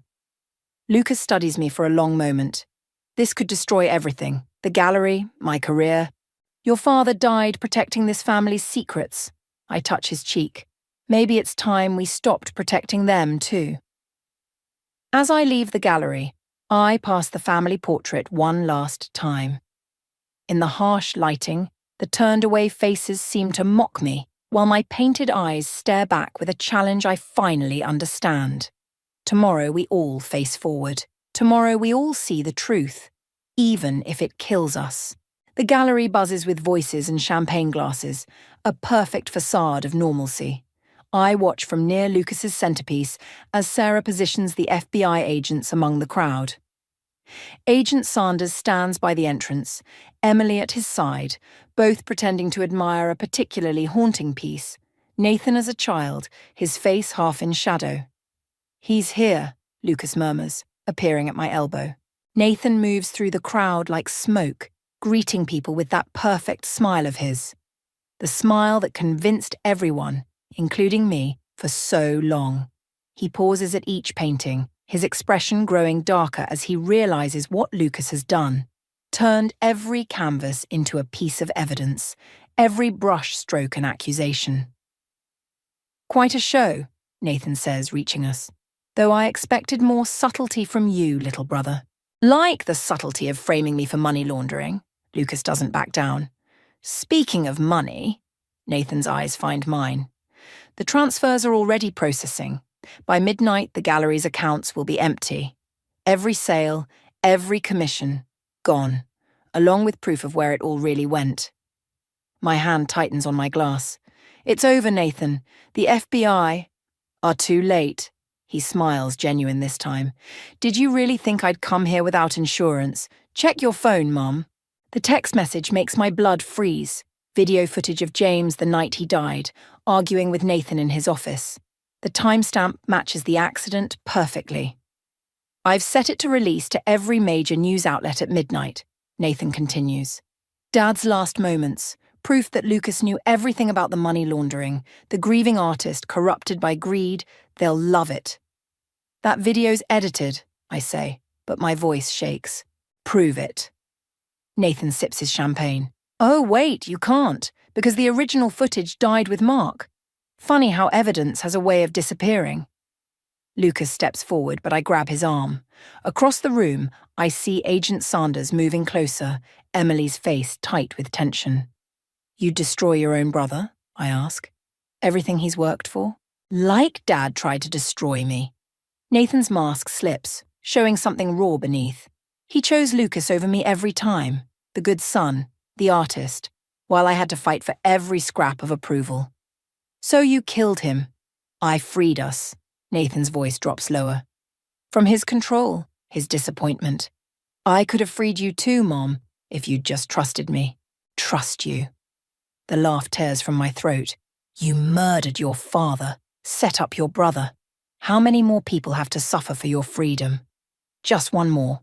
He sets down his glass. "At midnight, when those transfers complete, Lucas's career ends. The scandal will destroy him. Unless what? Unless you confess." Nathan's eyes gleam. "To everything.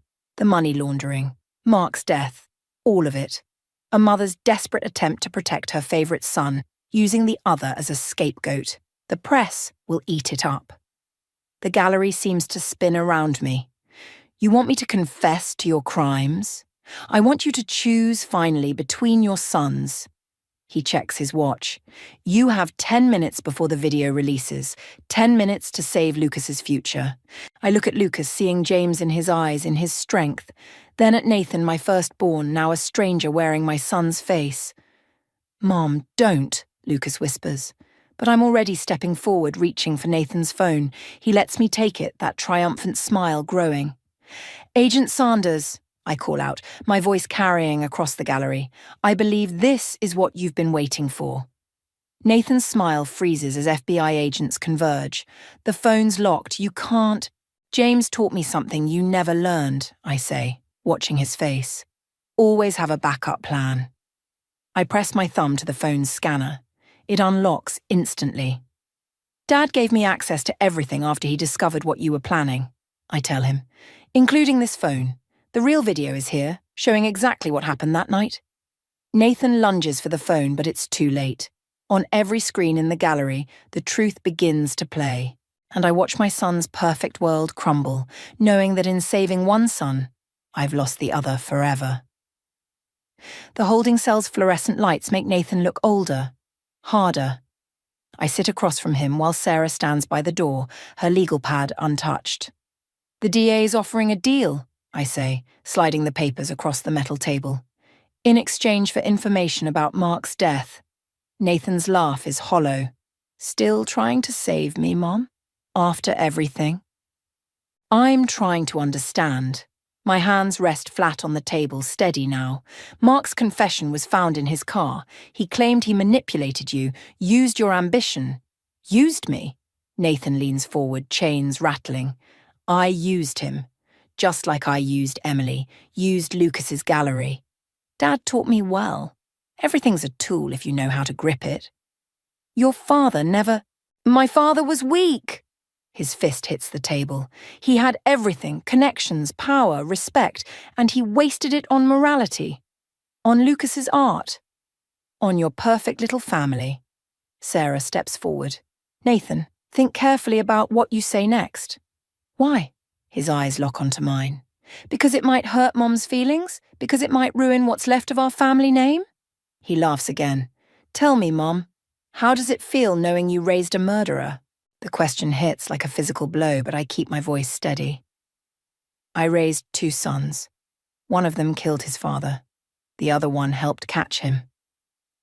Lucas, Nathan spits the name. The golden child. Did he tell you he knew? About the money laundering? About Emily working with the FBI? He knew for months. Watched me dig my own grave. He tried to warn you. He tried to control me. Just like Dad did. Nathan's mask cracks completely. Do you know what Dad said that night? That I was a disappointment, that everything I touched turned toxic. So I showed him just how toxic I could be. My hand moves to my throat, where James's wedding ring hangs on a chain. You tampered with his brakes. I gave him a choice. Nathan's voice drops to a whisper. Back off, or take the consequences. He chose wrong. And Mark? Outlived his usefulness. Started having regrets. Talking about confessions. A cold smile. Amazing how guilty people get when they realize they're working with a murderer. Sarah's pen scratches across her pad. Nathan notices his smile widening. Writing this all down, Aunt Sarah? Good. Make sure you include how Mum's perfect parenting created this monster. How Dad's constant disappointment shaped me. How Lucas's talent poisoned everything. No. I stand slowly.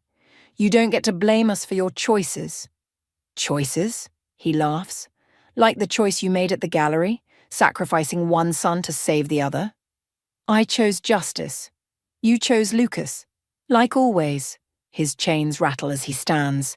But here's what you don't know, Mom. That video you found, the one that exposed everything, I wanted you to find it. My breath catches. What? Dad's phone, the texts, Emily's involvement, all of it was bait.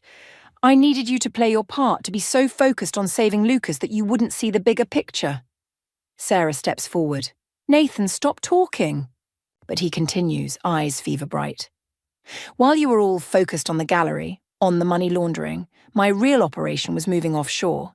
Everything Dad built, everything he protected, it's gone. And the best part? It's all legal. Because you, Mom, signed it all away 3 months ago. The memory hits me. Papers Nathan had me sign during Lucas's first gallery showing, when I was distracted with pride and champagne. Power of attorney, he says softly. You gave me everything, and now I own what's left of Dad's legacy, what's left of his precious reputation. Sarah's already on her phone, but I can see in her face it's too late. I look at my son, this stranger wearing Nathan's face, and finally understand. This wasn't about money or power or even revenge. It was about destroying everything James loved, piece by piece, starting with me. The prison visiting room smells of industrial cleaner and stale coffee. Nathan sits across from me, orange jumpsuit stark against his pale skin. This isn't a scheduled visit. He requested it, his first contact since the sentencing 6 weeks ago. "You look tired," he says. "Selling a company takes work." I keep my voice neutral. "Even one that's been gutted. Is that why you're here? To tell me how you salvaged Dad's legacy? I'm here because you asked." I study his face, searching for my son beneath the stranger's mask. Though I don't know why. Nathan's fingers drum the table, a nervous habit from childhood. Emily's pregnant, for real this time. The news hits like a physical blow. How far along? 4 months. She didn't know during everything. He won't meet my eyes. She's moving away, doesn't want the baby growing up with my name. I think of James, of all the grandchildren he'll never meet. "What do you want from me, Nathan?" "The truth." His voice cracks slightly. "Did Dad ever say he was proud of me? Even once?" "He was proud of who you could have been." The words taste bitter. "But you chose to become someone else. Someone stronger. Someone alone." Silence stretches between us. Through the window, I watch Lucas in the parking lot, waiting by the car. He's sold every painting from that gallery showing except one, the family portrait with the turned-away faces. "Lucas's new gallery opens next week," I say, "in Dad's old office building." Nathan's laugh is hollow. "Fitting. The prodigal son inherits everything." "He inherited nothing. I sold everything you left us, donated it all." Now he looks at me. "Your father's legacy isn't buildings or bank accounts. It's the choice between right and wrong. The choice you failed to make." "And you?" His eyes narrow. "Did you make the right choice, turning in your own son?" "I chose justice, like your father would have." "Justice?" Nathan leans back. "Tell me, Mom, was it justice when you signed those papers without reading them? When you let your pride in Lucas blind you to what I was doing? When you—" "Stop!" I stand, my chair scraping loud against the floor. "You don't get to rewrite this story. Your father is dead because of your choices. Mark is dead because of your choices. That's your legacy, Nathan. Not Dad's company, not Lucas's success. Just choices and consequences." He's silent for a long moment. "The baby's a boy." The words hang between us like smoke. I reach into my bag, pull out an envelope. "What's this?" "Letters. From your father to you. He wrote them every birthday, never sent them." I place them on the table. "I found them in his study last week." Nathan's hand shakes as he touches the envelope. "Why show me these now?" "Because you need to understand what you destroyed." I move toward the door. "And because that baby deserves to know there was good in his family, once." "Mom," his voice stops me. Will you tell Lucas about the baby?" "Yes." "Will you tell him about these letters?" I look back at my son, seeing for the first time a glimmer of uncertainty in his eyes. "No. Some secrets should stay buried with their consequences." Outside, Lucas helps me into the car. "You okay?" I touch James's ring around my neck. "Drive to the gallery. I want to see that painting again." At the gallery, I stand before the family portrait. But now, in the harsh light of truth, I see what I missed before. The turned-away faces aren't hiding. They're looking towards something in the distance, something beyond the frame. While my painted eyes stare straight ahead, seeing everything, bearing witness. Just like James would have wanted. Lucas touches my shoulder. "Ready to go home?" "Yes," I say, turning away from the past and its shadows. "I'm ready." Behind us, the painting watches with knowing eyes, holding its secrets close, just as our family always has. Just as we always will. The basement door slammed behind me with such force that dust particles danced in the thin beam of light streaming through the keyhole. My heart hammered against my ribs as I stumbled down 3 steps before catching myself on the cold railing. "Have fun with the spiders, Sienna." Madison's voice dripped with venom from the other side. The lock clicked into place, and her footsteps faded away upstairs, each one echoing like a nail in my coffin. "I'm Sienna, And this is how my 16-year-old stepdaughter decided to welcome me home after my first business trip as a married woman. Madison, this isn't funny. I pounded on the door, my fist connecting with solid wood. The impact sent shockwaves up my arm, but the pain barely registered through my rising panic. Let me out right now, sister. Silence answered. Well, not complete silence. Something scuttled in the darkness behind me, and my skin crawled. I fumbled for my phone, cursing when I remembered it was still in my purse, upstairs in the kitchen, where I dropped it before Madison asked me to check something in the basement. The darkness pressed in around me, thick and suffocating. I'd avoided this basement since moving in 6 months ago. Daniel had laughed at my unease, calling it cute how I'd send him down to fetch things from the storage room. If he only knew how his precious daughter would use my fear against me. Help! I screamed, knowing it was useless. Daniel wouldn't be home from work for hours, and our nearest neighbors were too far to hear. My hand brushed against something in my jacket pocket, the small flashlight I'd started carrying after that power outage last month. With trembling fingers, I clicked it on, the beam cutting through the darkness like a knife. Boxes, shelves, old furniture draped in sheets, normal basement stuff that somehow looked sinister in the harsh light. A mirror in the corner caught my reflection. Wide eyes, pale face, disheveled dark hair. I barely recognized myself. Think, Sienna, think, I muttered, forcing myself to take deep breaths. The basement had to have another way out. The previous owners mentioned something about a crash upstairs made me jump. Madison's voice drifted down, speaking to someone. My blood ran cold when I recognized Rachel's voice, my best friend who was supposed to come over for coffee. Sienna, she left about an hour ago, Madison said, her voice perfectly concerned. Said something about running errands. I can tell her you stopped by when she gets back. That little snake. I could picture her now, all innocent smiles and worried eyes, playing the part of the perfect stepdaughter while I was trapped down here like some dirty secret. Oh, that's weird, Rachel replied. She texted me to come over. Maybe she got delayed. You know how she is, always running late. The conversation continued, but their voices grew fainter. No, no, no. Rachel couldn't leave. She was my only chance. I opened my mouth to scream again, but stopped. Madison would only turn it against me somehow. She'd been doing that for months, twisting every situation, making me look unstable, paranoid. Even Daniel had started giving me those concerned looks, suggesting maybe I was too stressed at work. My flashlight beam caught something else. A small window near the ceiling, mostly blocked by an old bookshelf. If I could climb up, but as I moved closer, I noticed the window had been painted shut recently. The paint was still tacky in spots. This wasn't an impulsive act. Madison had planned this.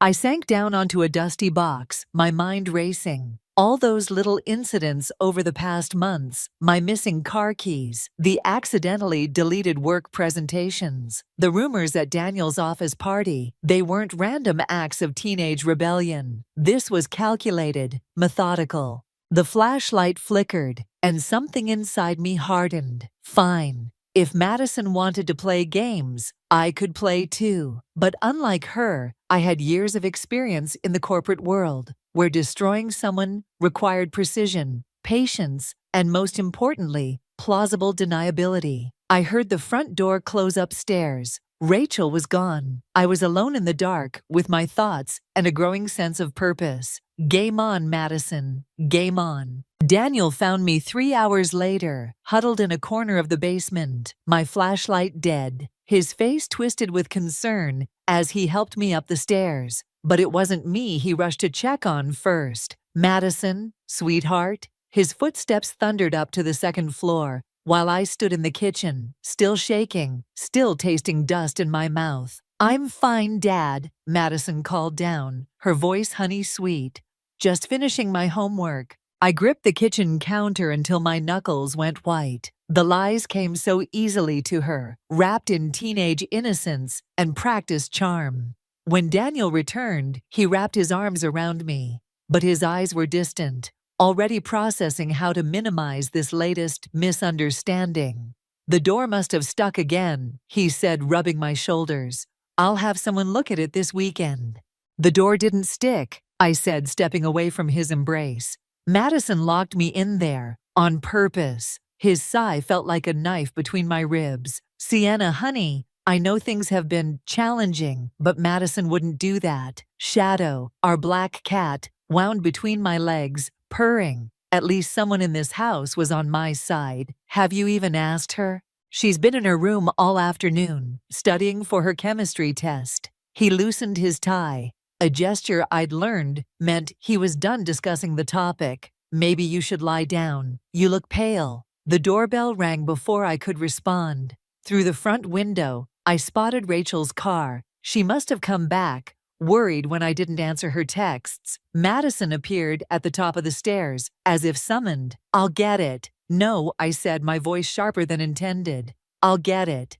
But Madison was already halfway down, shooting me a look that said she knew exactly what would happen if I tried to tell Rachel the truth. She'd twist it, like she always did, make me sound paranoid, unstable, the crazy stepmother trying to come between a father and his daughter. Rachel's smile faltered when she saw my face. Sienna, are you okay? I stopped by earlier, but she was running errands. Madison cut in smoothly. Right, Sienna? I felt Daniel's presence behind me, waiting to see how I'd handle this. One wrong move, and I'd be the villain in tonight's dinner conversation. Again. Right, I forced myself to say. Sorry about that, Rachel. I should have texted. Rachel's nurse's instincts kicked in. I could see it in the way her eyes narrowed, assessing me.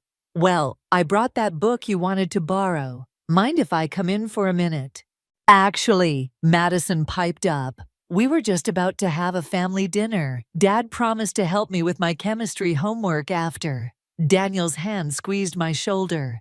Rain check, Rachel. I watched my best friend leave, taking with her my chance to expose Madison's true nature. Through the window, I saw our neighbor Ethan walking his dog, pausing to wave at Rachel's retreating car. He glanced up at our house, and for a moment, our eyes met. Something in his expression suggested he'd witnessed more than he let on. I'm starving, Madison announced, heading for the kitchen. Sienna, didn't you say you were going to make that pasta thing tonight? My hands clenched into fists. The pasta thing, the recipe she'd specifically requested this morning, knowing exactly how her afternoon plans would unfold.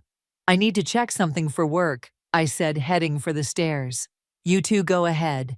In our bedroom, I pulled out my laptop and opened a new document, started typing. Every incident, every misunderstanding, every manipulative moment since I'd married Daniel 6 months ago. Times, dates, witnesses, the paint on the basement window, Rachel's visit, Ethan's knowing look. Madison wanted to play chess, fine, but she'd forgotten something crucial about me. Before I met Daniel, I'd spent 15 years in corporate marketing, where documenting everything wasn't paranoia, it was survival. Sienna, Daniel called up.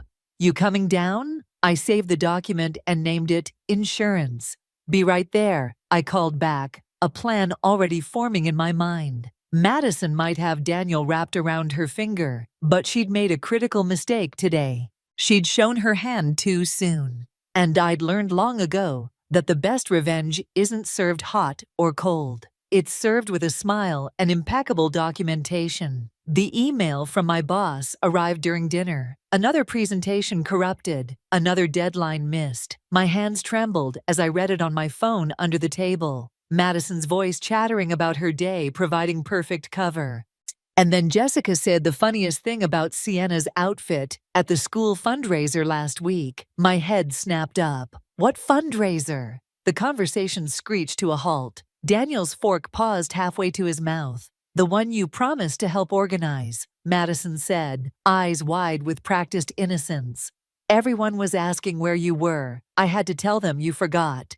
I never promised. I stopped remembering the deleted calendar entries I discovered last week, the missing emails, the convenient, technical glitches that seemed to follow me lately. It was pretty embarrassing, Madison continued, picking at her salad. Mrs. Peterson said maybe you were still adjusting to family life. Daniel cleared his throat. Madison, that's enough. But it wasn't enough. Not anymore. Show me your phone, he said spisket. Madison clutched her phone closer. Show me your phone right now. Dad, she turned to Daniel, tears already welling up. She's being crazy again. Sienna, Daniel's voice carried that warning tone I'd grown to hate. Let's not. A notification pinged on my laptop upstairs. Another email. Probably another crisis. I pushed back from the table, my chair scraping against hardwood. I need some air. Outside, the evening air felt thick with unspoken accusations. I walked to the end of our driveway, then kept walking, my heels clicking against pavement like a metronome, counting down to disaster. Rough night, I startled. Ethan stood in his front yard, garden hose in hand, though his flowers looked thoroughly watered. Just family dinner theater, I said, aiming for lightness and missing by miles. Interesting performance the other day, he said, eyes sharp, despite his casual tone. When Madison told your friend you weren't home, my breath caught. You saw that. I see a lot from my office window. He coiled the hose slowly. Like how your stepdaughter seems to have a habit of going through your car when you're not around. The missing presentation files, the corrupted emails, the calendar chaos. Why are you telling me this? Ethan's smile didn't reach his eyes. Let's just say I recognized the signs. My ex-wife's daughter had similar hobbies. Before I could respond, my phone buzzed. Daniel, come home, we need to talk. Careful, Ethan called as I turned to leave. Teenagers like Madison? They're playing chess while everyone else is playing checkers. Back home, Daniel waited in his study. Madison's crying echoed from upstairs, a performance worthy of Broadway. This has to stop, he said, rubbing his temples. These accusations, this paranoia. Check her phone, I interrupted. Just check her phone, Daniel. If I'm wrong, I'll apologize. She's 16. She deserves privacy. And I deserve not to have my career sabotaged. Shadow leaped onto the desk between us, tail twitching. In the silence that followed, Madison's sobs grew louder, more theatrical. I think, Daniel said carefully, maybe you should stay with Rachel for a few days. Clear your head. Something snapped inside me. You want me to leave? Just temporarily, until things calm down. I laughed, a harsh sound that made Shadow's ears flatten. Things won't calm down, Daniel. They'll get worse, because that's exactly what she wants. His face hardened. That's enough. No, it's not enough. It's nowhere near enough. I moved toward the door, then stopped. But it will be. Upstairs, Madison's crying ceased abruptly. In that moment of silence, I made my decision. Ethan was right. This was chess, not checkers, and I'd just spotted my opponent's weakness. I'll pack a bag, I said, watching Daniel's shoulders sag with relief. But first, I need to send a work email. He nodded, already reaching for his phone to comfort his daughter. In our bedroom, I opened my laptop and created a new email address. Then I started typing. Dear Mrs. Peterson, I recently learned about the fundraiser incident and wanted to clarify something. Madison wanted to play, fine, but she'd forgotten something crucial about chess. Sometimes the queen has to leave the board to win the game. Rachel's guest room felt like exile, but it gave me space to think. 3 days had passed since Daniel suggested I clear my head, and my phone remained silent except for work emails, each one a fresh disaster I couldn't quite prove was Madison's doing. You need to eat something, Rachel said, setting down a plate beside my laptop. The smell of toast turned my stomach. I found something, I said instead, turning the screen toward her. Look at these timestamps. Rachel leaned in, squinting at the email logs. Every corrupted file, every missed meeting. They all happened when Madison was supposedly at debate team practice.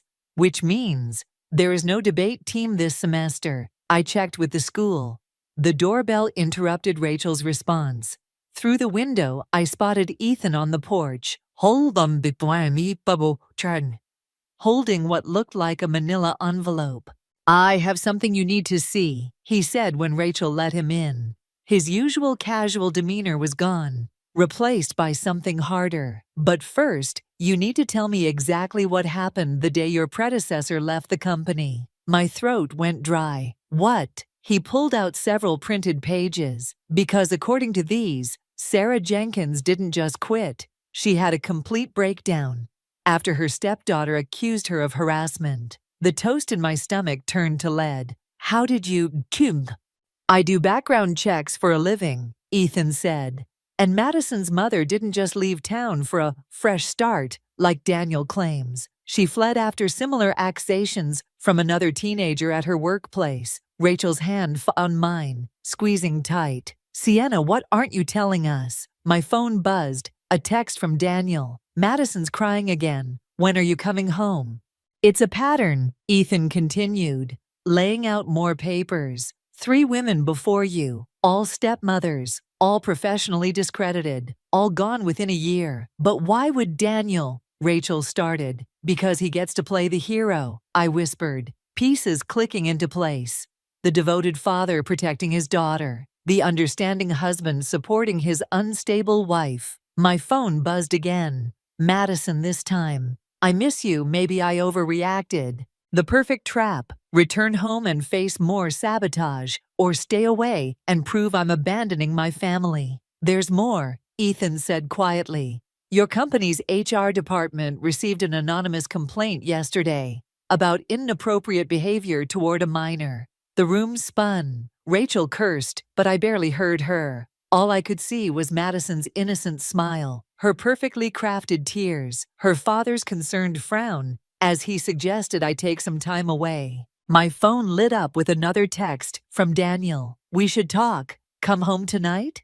Don't, Rachel said, reading my expression. Sienna, whatever you're thinking. But I was already grabbing my coat. I need to get something from the house, just one thing. It's a trap, Ethan warned. Once those accusations hit, I know, I said, my voice steadier than I felt. But my laptop's still there, with everything I've documented, everything I've backed up, including emails I'd never sent. Insurance, I'd called it. Now it looked more like survival. I'll go with you, Rachel offered. No. I checked my phone one last time. Daniel's last message glowed. Madison's making your favorite dinner. I need to do this alone, I said, thinking of the basement, of locked doors and painted windows, of a teenager who'd learned too well how to destroy lives while keeping her hands clean. But Madison had made one crucial mistake. She thought she was playing against another Sarah Jenkins, another woman who'd break and run when the accusations flew. She didn't realize she was playing against someone who'd spent 15 years documenting everything, who knew exactly how to make evidence disappear or appear. If I'm not back in an hour, I told Ethan, send everything you found to these email addresses. I scribbled down 3 contacts, my lawyer, my boss, and most importantly, Mrs. Peterson from the school board. Rachel grabbed my arm. What are you going to do? I thought of my hidden files, of Madison's careful manipulations, of Daniel's practiced concern. I'm going to teach my stepdaughter a lesson about karma, I said, stepping into the gathering dark. And this time, I'm not the one who's going to disappear. The house key felt heavy in my hand as I stood on my own doorstep, watching shadows move behind the curtains. Madison's favorite dinner, Daniel had said, as if pasta could erase weeks of calculated destruction. Shadow wound between my legs as I entered, his purr a warning rather than a welcome. The laptop was upstairs in my office, assuming Madison hadn't already gotten to it. Sienna? Daniel's voice from the kitchen. Is that you? I kept my footsteps silent on the stairs, counting seconds. 3 minutes to grab the laptop, 2 to transfer the files, 1, 2. I knew you'd try something like this. Madison stood in my office doorway, my laptop open on her lap. Her smile reminded me of a documentary I'd once watched about predators. That's private property, I said, my voice steadier than my hands. Like Sarah Jenkins' private emails? She turned the screen toward me. The ones where she begged Dad not to believe the lies? Or maybe Catherine Mill's resignation letter, the one she wrote right before her nervous breakdown. Each name hit like a slap. How long have you been planning this? Since Dad first mentioned you. She set the laptop down carefully. You seemed smarter than the others, though. I actually had to work for this one. Footsteps on the stairs, Daniel coming to complete their performance. I found something interesting, Madison continued, pulling up a document. Your little insurance file, the one documenting everything? Her fingers danced across the keyboard. It's amazing how easy it is to edit metadata, to make it look like someone's been fabricating evidence for months. The footsteps grew closer. Why? I whispered. What did I ever do to you? Did. To me? She laughed, the sound like breaking glass. Nothing. That's not the point. It's what you did to Dad. Made him think he needed someone else. Made him forget about Mom. Your mother left because you people always leave. Her mask slipped just for a moment. But Dad stays. He always stays with me. Daniel appeared in the doorway, his concerned expression so perfectly rehearsed, it made my stomach turn. Everything okay up here? He asked, as if he hadn't heard every word. Madison's tears appeared on cue. I was just trying to apologize, Dad, but she started accusing me again. I looked between them, father and daughter, their routine polished by practice. How many times had they performed this play? How many women had stood where I stood, realizing too late they were never meant to have a permanent role? But I wasn't Sarah Jenkins or Catherine Mills. I pulled out my phone, dialed without looking, put it on speaker. Ethan Carter Investigations, the voice answered. This call is being recorded. Madison's tears dried instantly.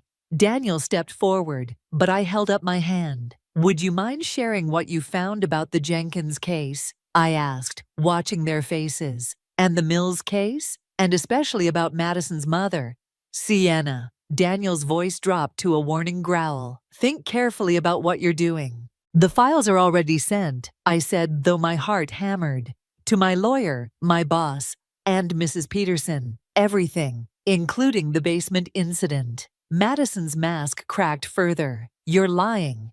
Check your email, Mr. Taylor. Ethan's voice cut in. You'll find everything there, including some interesting financial records. Seems paying off previous stepmothers leaves quite a paper trail. The silence stretched like a wire about to snap. Then Madison laughed. Not her usual calculated giggle, but something wild and sharp. It doesn't matter, she said. No one will believe you. They never do. They might not believe me, I agreed, reaching for my laptop. But they'll believe the recordings. The ones from every room in this house, including your little confession just now. Daniel lunged for the laptop, but I was faster. Years of corporate politics had taught me one crucial lesson. Always have a backup plan. One more step, I warned, and everything goes public. Every case, every payoff, every carefully orchestrated breakdown. How many careers have you destroyed, Madison? How many lives? She stared at me, and for the first time, I saw real fear in her eyes.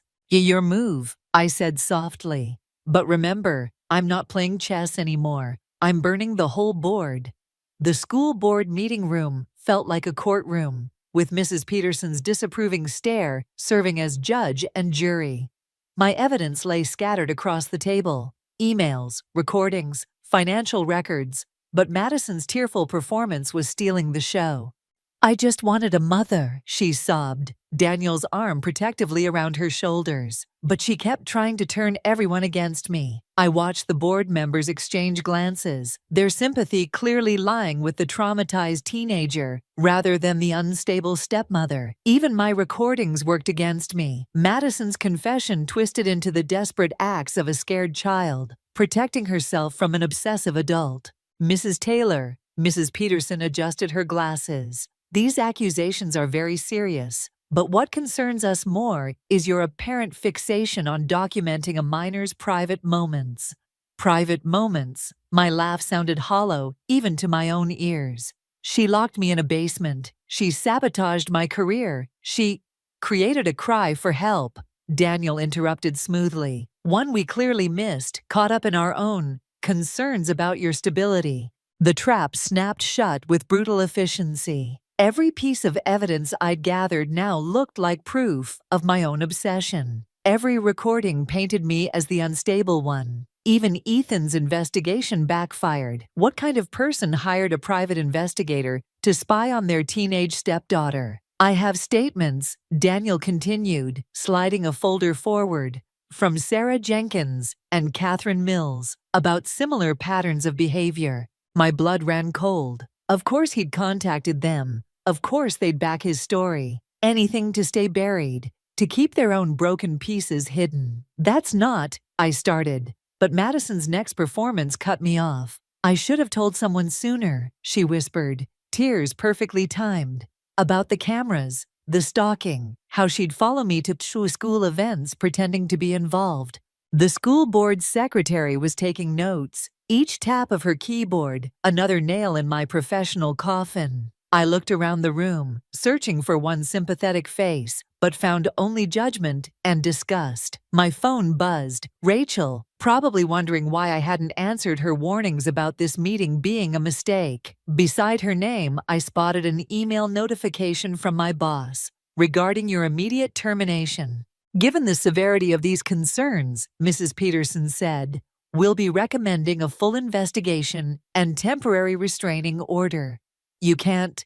It's for the best, honey, Daniel said, his concern so convincing I almost believed it myself. We can get you help. Real help this time. Madison buried her face in his shoulder, but not before I caught her smile. The same one she'd worn in the basement, watching me pound on a locked door.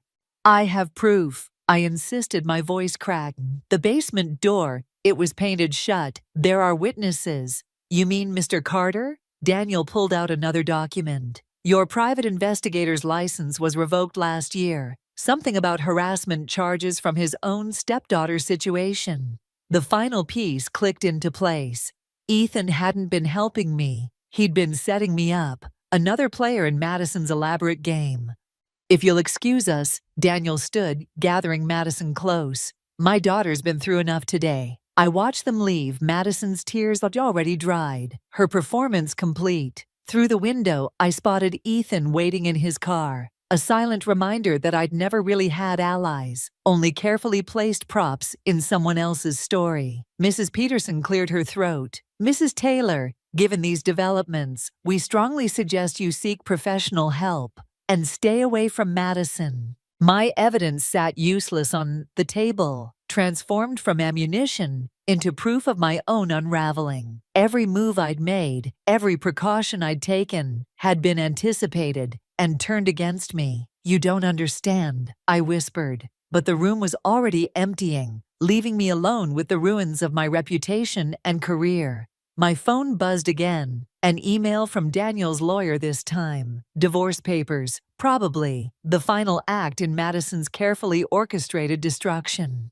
I'd thought I was burning the chessboard, but I'd never been a player at all. Just another piece to be sacrificed in Madison's game. My moves predicted and countered before I'd even made them. The question wasn't how to win anymore. The question was whether I had anything left to lose. Rachel's spare bedroom had become my war room, walls covered with printouts and photos. 3 weeks since the school board meeting, and I'd finally found what I was looking for. In Daniel's banking records, of all places. My phone buzzed. Madison. Miss you, Sienna. Dad says you can come home if you agree to counseling. I ignored it, focusing on the document in front of me. Regular payments to a private account, starting exactly when Madison's mother disappeared. Not alimony, not child support, something else. The doorbell rang. Through the window, I spotted Daniel's car in the driveway. You shouldn't be here, I said through the crack in the door. Madison's in trouble, he replied, his face drawn. Real trouble, she needs you. I almost laughed. Like Sarah Jenkins needed you? Or Catherine Mills? Or Madison's mother? His expression shifted, something darker replacing the practiced concern. You don't know what you're talking about. Actually, I held up my phone. I do. I found her, Daniel. Madison's mother? She's not living her best life in California, like you told everyone. She's in a psychiatric facility in Oregon, under a different name, paid for by you. The mask slipped completely. You had no right. To what? Investigate why 3 women before me had mental breakdowns, why they all claimed Madison was destroying their lives right before being diagnosed with paranoid delusions. A car door slammed behind him. Madison emerged, her usual perfect composure cracking around the edges. "You're supposed to be gone," she spat. "They all leave, that's how it works." "Madison," Daniel warned, but she was already pushing past him into the house.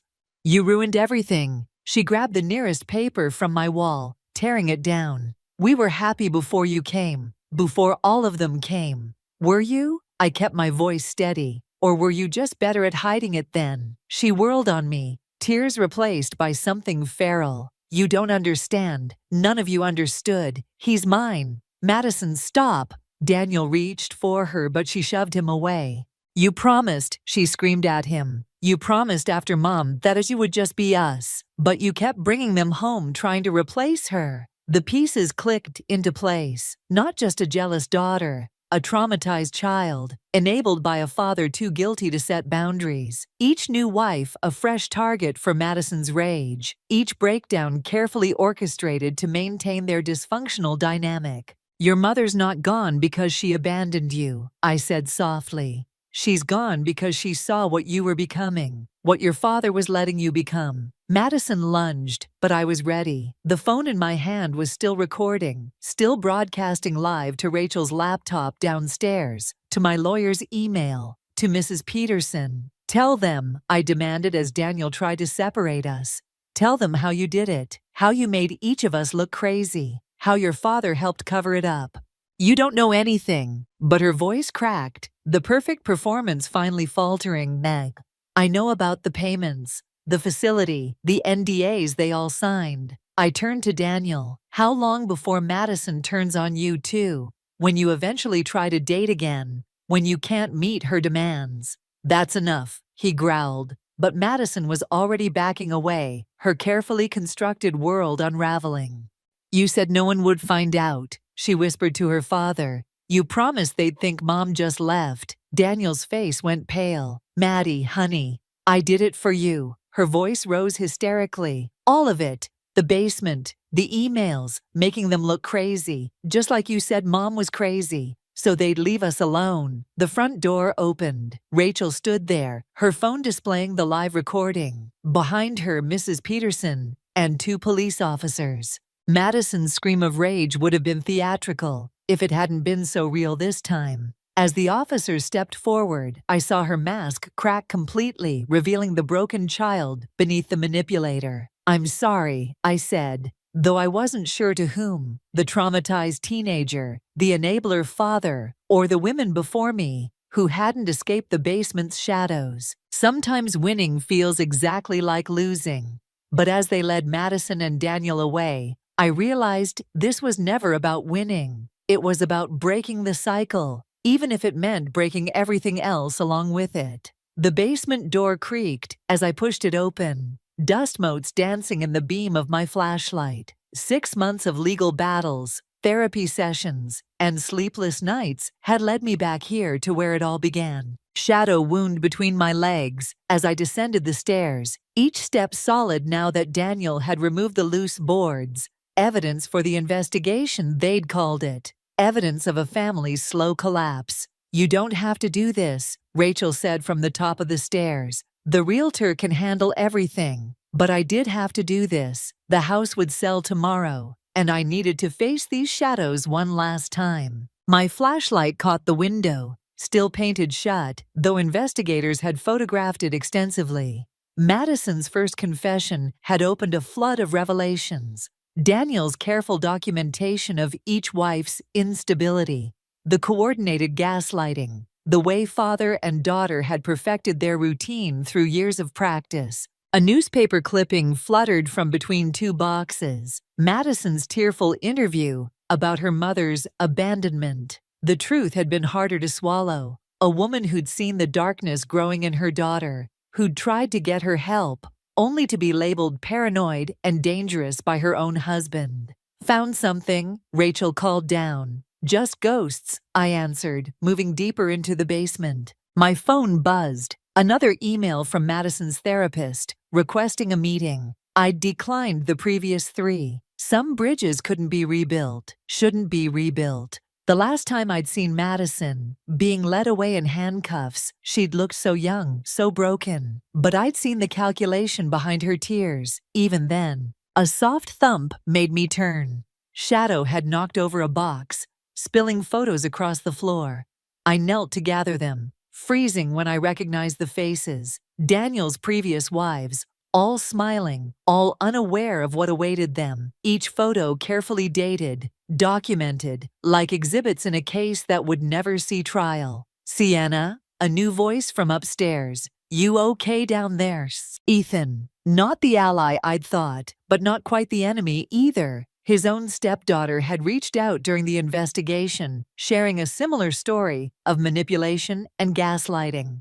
He'd been trying to warn me, in his way, though his methods had nearly destroyed me. Almost done, I called back, but my hand shook as I picked up the final photo. Madison and Daniel, taken just days before I'd moved in. Their smiles held secrets I hadn't been equipped to read. Something scratched inside the wall. Shadow's ears perked up, his tail puffing. I shifted my flashlight beam, catching a glimpse of movement through a crack in the foundation.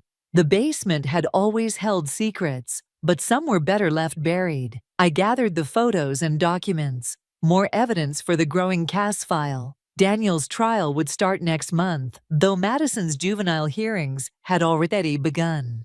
Their perfect facade had crumbled, revealing the rot beneath. "Ready?" Rachel asked as I emerged, blinking in the bright light of the kitchen. Almost. I moved through the house one last time, Shadow at my heels. Each room held memories of a life I'd tried to build, of a family that had never really existed. In my office, I retrieved the final item, my laptop, still containing the recordings that had exposed everything. At the front door, I paused. The house felt different now, its shadows less threatening, its secrets laid bare. But as I turned to leave, Shadow suddenly hissed, his gaze fixed on something upstairs. I followed his line of sight to Madison's bedroom window. For a moment, I could have sworn I saw a face, young, tear-streaked, calculating. But it was just a trick of the light, a reflection of what I'd learned about family, about revenge, about the fine line between justice and destruction.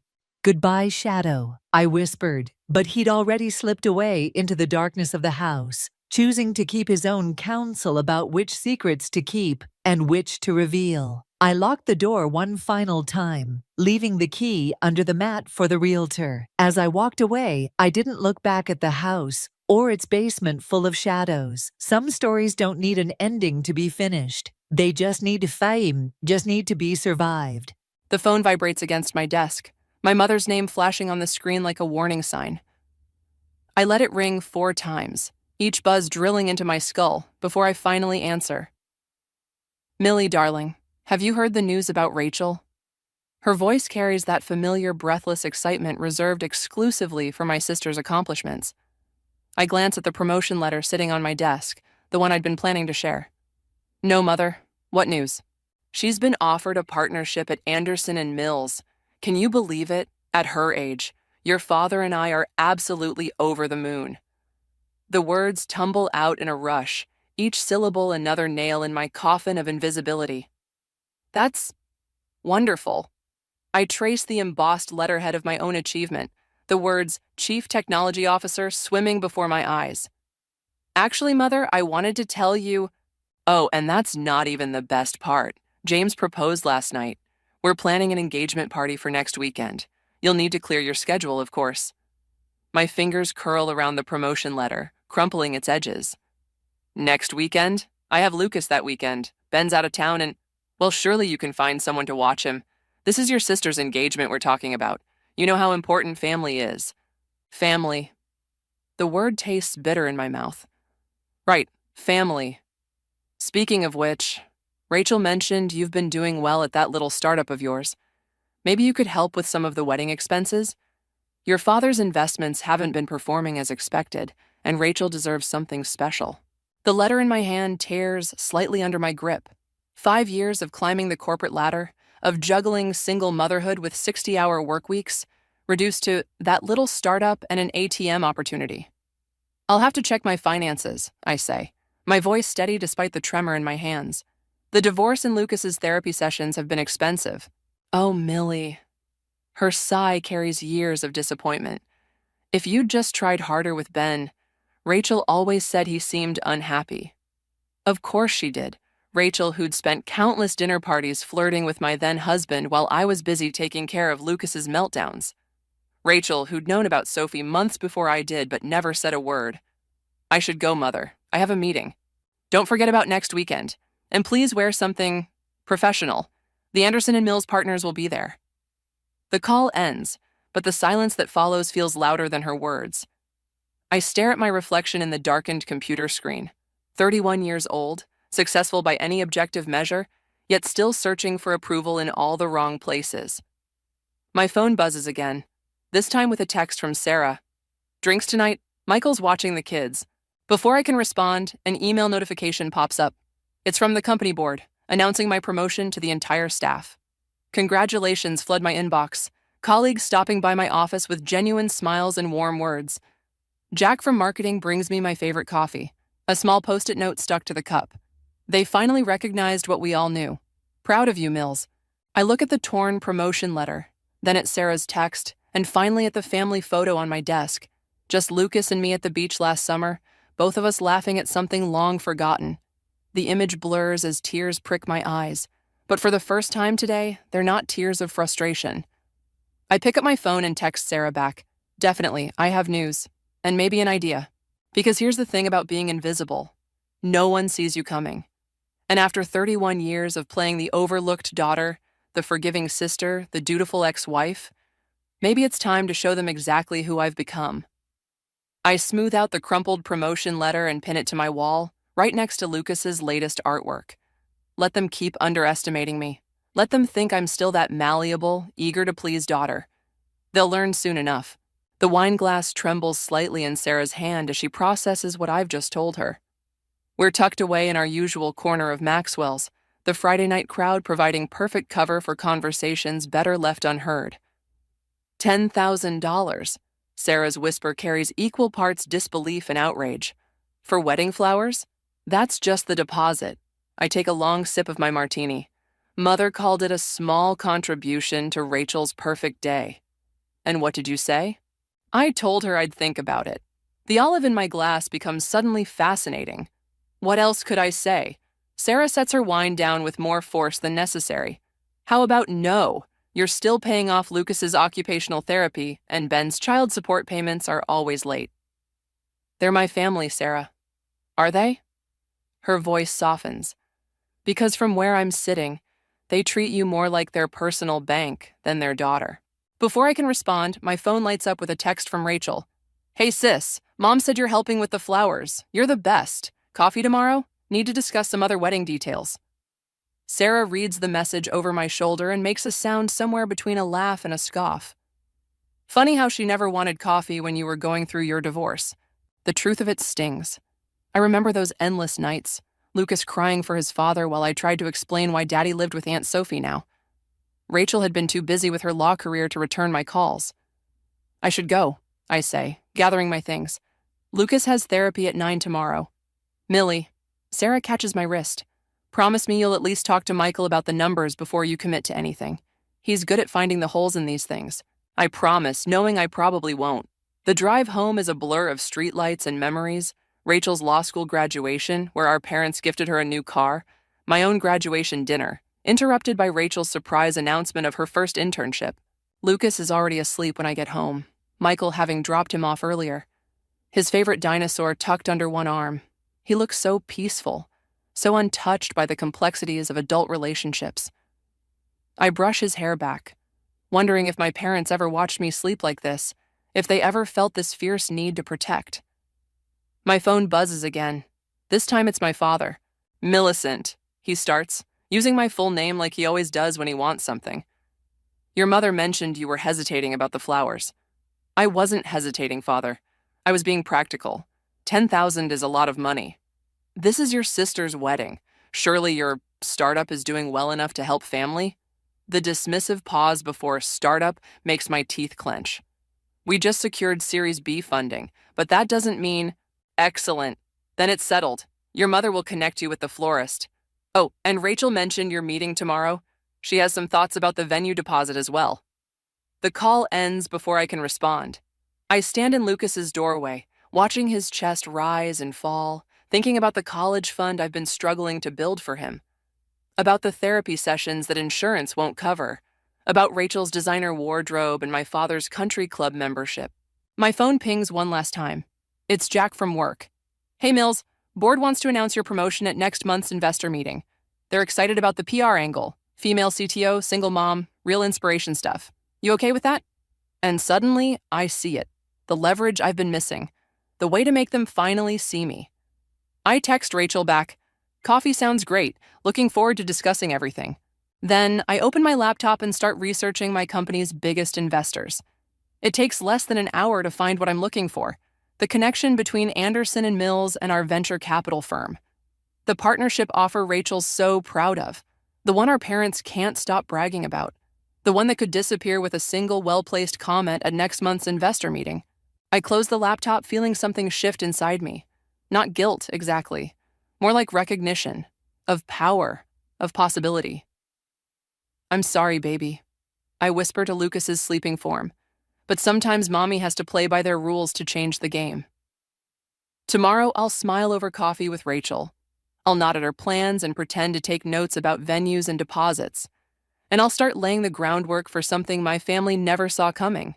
Because they taught me well. Family helps family. They just never specified how. The engagement party invitation sits on my desk like a beautifully wrapped bomb. Cream-colored cardstock, gold lettering, and there in the corner, a tiny note in my mother's handwriting. "Sophie will be attending with Ben. Please be civil." Civil. As if I'm the one who needs the reminder. I'm still staring at it when Jack knocks on my office door. "Emergency meeting with the board in 10. Apparently, Anderson and Mills is making waves about our latest acquisition." My fingers trace the edge of the invitation. "Rachel's firm?" Yeah, weird timing, right? They've never shown interest in our deals before. I slip the invitation into my drawer, something cold and certain settling in my chest. Weird indeed. The boardroom is tense when I arrive. Our CEO looks like he's aged 10 years since yesterday. "Millie, good. We need damage control. Anderson and Mills is threatening to block our merger unless we restructure the deal. They're claiming conflict of interest." "On what grounds?" "Your sister." He slides a document across the table. Rachel Carter is listed as lead counsel on their objection. The room goes quiet. I scan the document, my sister's signature bold at the bottom. The same signature I've watched her practice since we were kids, perfecting every loop until it looked exactly like our mother's. "I can handle this," I say, my voice steadier than my hands. Later that afternoon, my phone rings. Ben's number. I almost let it go to voicemail, but Lucas's therapy bills flash through my mind. "You're late with the payment again," I answer. "Yeah, about that." His voice has that smooth quality it always gets when he's about to disappoint someone. "Sophie and I are putting money down on a house. I might need to adjust the payment schedule." Adjust? The word tastes like acid. Lucas's therapy isn't optional, Ben. "Come on, Mills. You're doing well at that tech thing. And with Rachel's wedding coming up?" "What does Rachel's wedding have to do with your son's care?" A pause. "Sophie mentioned you're handling the flowers. 10 grand, right? If you can afford that." The laugh that escapes me doesn't sound entirely sane. "You're using my sister's wedding flowers to justify shorting your child support?" "Don't be dramatic. I'm just saying—" "No, I'll tell you what I'm saying. You'll make the full payment on time, or I'll have my lawyer contact Anderson and Mills about revisiting the custody arrangement. I'm sure Rachel would love to handle that case too." The silence that follows is satisfying until he breaks it with, "Sophie's pregnant." The world tilts sideways. I grip my desk, wedding invitation sliding from the drawer as I steady myself. "Congratulations," I manage. "The payment is due Tuesday." I end the call and text Sarah. "Need you? Now." She responds immediately. "On my way. Michael's got the kids." I'm still sitting there when Jack returns. "Hey, the board wants to know how you want to handle the Rachel situation. Jesus, Mills, you're white as a sheet." "I'm fine." I stand, smoothing my skirt. "Tell them I'll present a strategy tomorrow. And Jack, could you pull everything we have on Anderson and Mills' partner track requirements? specifically their conflict of interest policies. He gives me an odd look but nods. Sarah arrives as I'm gathering my things.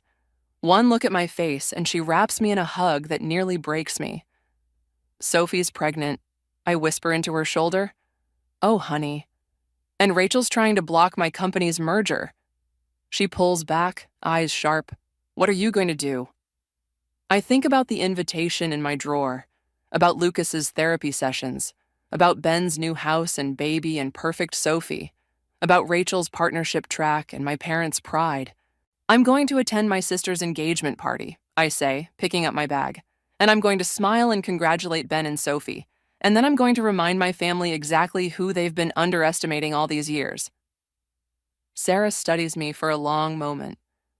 Just remember Lucas in all this. I am. I touch the photo of him on my desk. Everything I do is for him. And maybe it's time he saw his mother stand up for herself. As we leave, I send a quick text to my mother. About the flowers, I'll handle everything. And don't worry about Ben and Sophie, I'll be perfectly civil.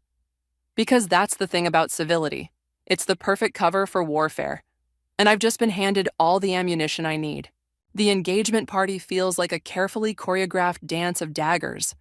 Crystal glasses catch the light, conversations buzz with artificial warmth, and there in the center of it all stands Rachel, radiant in designer white, while Sophie rests one manicured hand on her still flat stomach. Millie. My mother's voice carries that familiar note of criticism. You're late. Lucas's therapy ran long. I accept a glass of champagne from a passing waiter, noting how my mother's eyes narrow at the mention of her grandson. Where's father? Discussing the Anderson and Mills situation with Rachel's partners. She lowers her voice. Really, Millicent, couldn't you have handled that merger more discreetly? It's putting Rachel in such an awkward position. Before I can respond, Jack appears at my elbow. Sorry to interrupt, Mrs. Carter, but I need to borrow Millie for a moment. Board emergency. My mother's dismissive wave follows us as Jack guides me to a quiet corner. You need to see this. He hands me his phone, displaying an email thread. Rachel's not just blocking the merger. She's suggesting a hostile takeover through one of Anderson and Mills's clients. The champagne turns bitter in my mouth. She wouldn't. There's more. Jack scrolls down. The partner overseeing the deal, Tom Carter. My father, of course. Across the room, Ben laughs at something Sophie says, his hand protective over her abdomen. Rachel joins them, all three heads bent together in conspiratorial intimacy. What's our play? Jack asks. Give me an hour. I hand him back his phone. And Jack? Thank you. For everything. He squeezes my arm before disappearing into the crowd. I find Michael by the bar, his steady presence at anchor in the storm. Where's Sarah? Home with Lucas. He was asking for you. Michael studies my face. What's wrong? I need a favor. I tell him about the takeover attempt, about my father's involvement.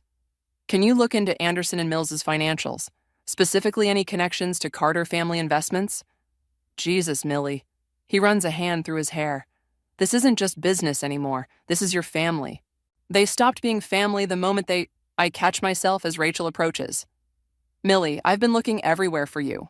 Her smile is perfect, practiced. We need to discuss the venue deposit. Mother says you're handling it? Actually, I set down my glass. We need to discuss Anderson and Mills. Her smile flickers. That's just business, sis. Nothing personal. Like Sophie wasn't personal? The words hang between us, sharp and dangerous. Rachel's mask slips just for a moment, revealing something that looks almost like guilt. You don't understand, she whispers. Father's investments. The wedding. We need this deal. And suddenly everything clicks into place. The desperate grab for the merger, the rushed wedding plans, the constant demands for money. My family isn't just greedy, they're drowning. Miss Carter?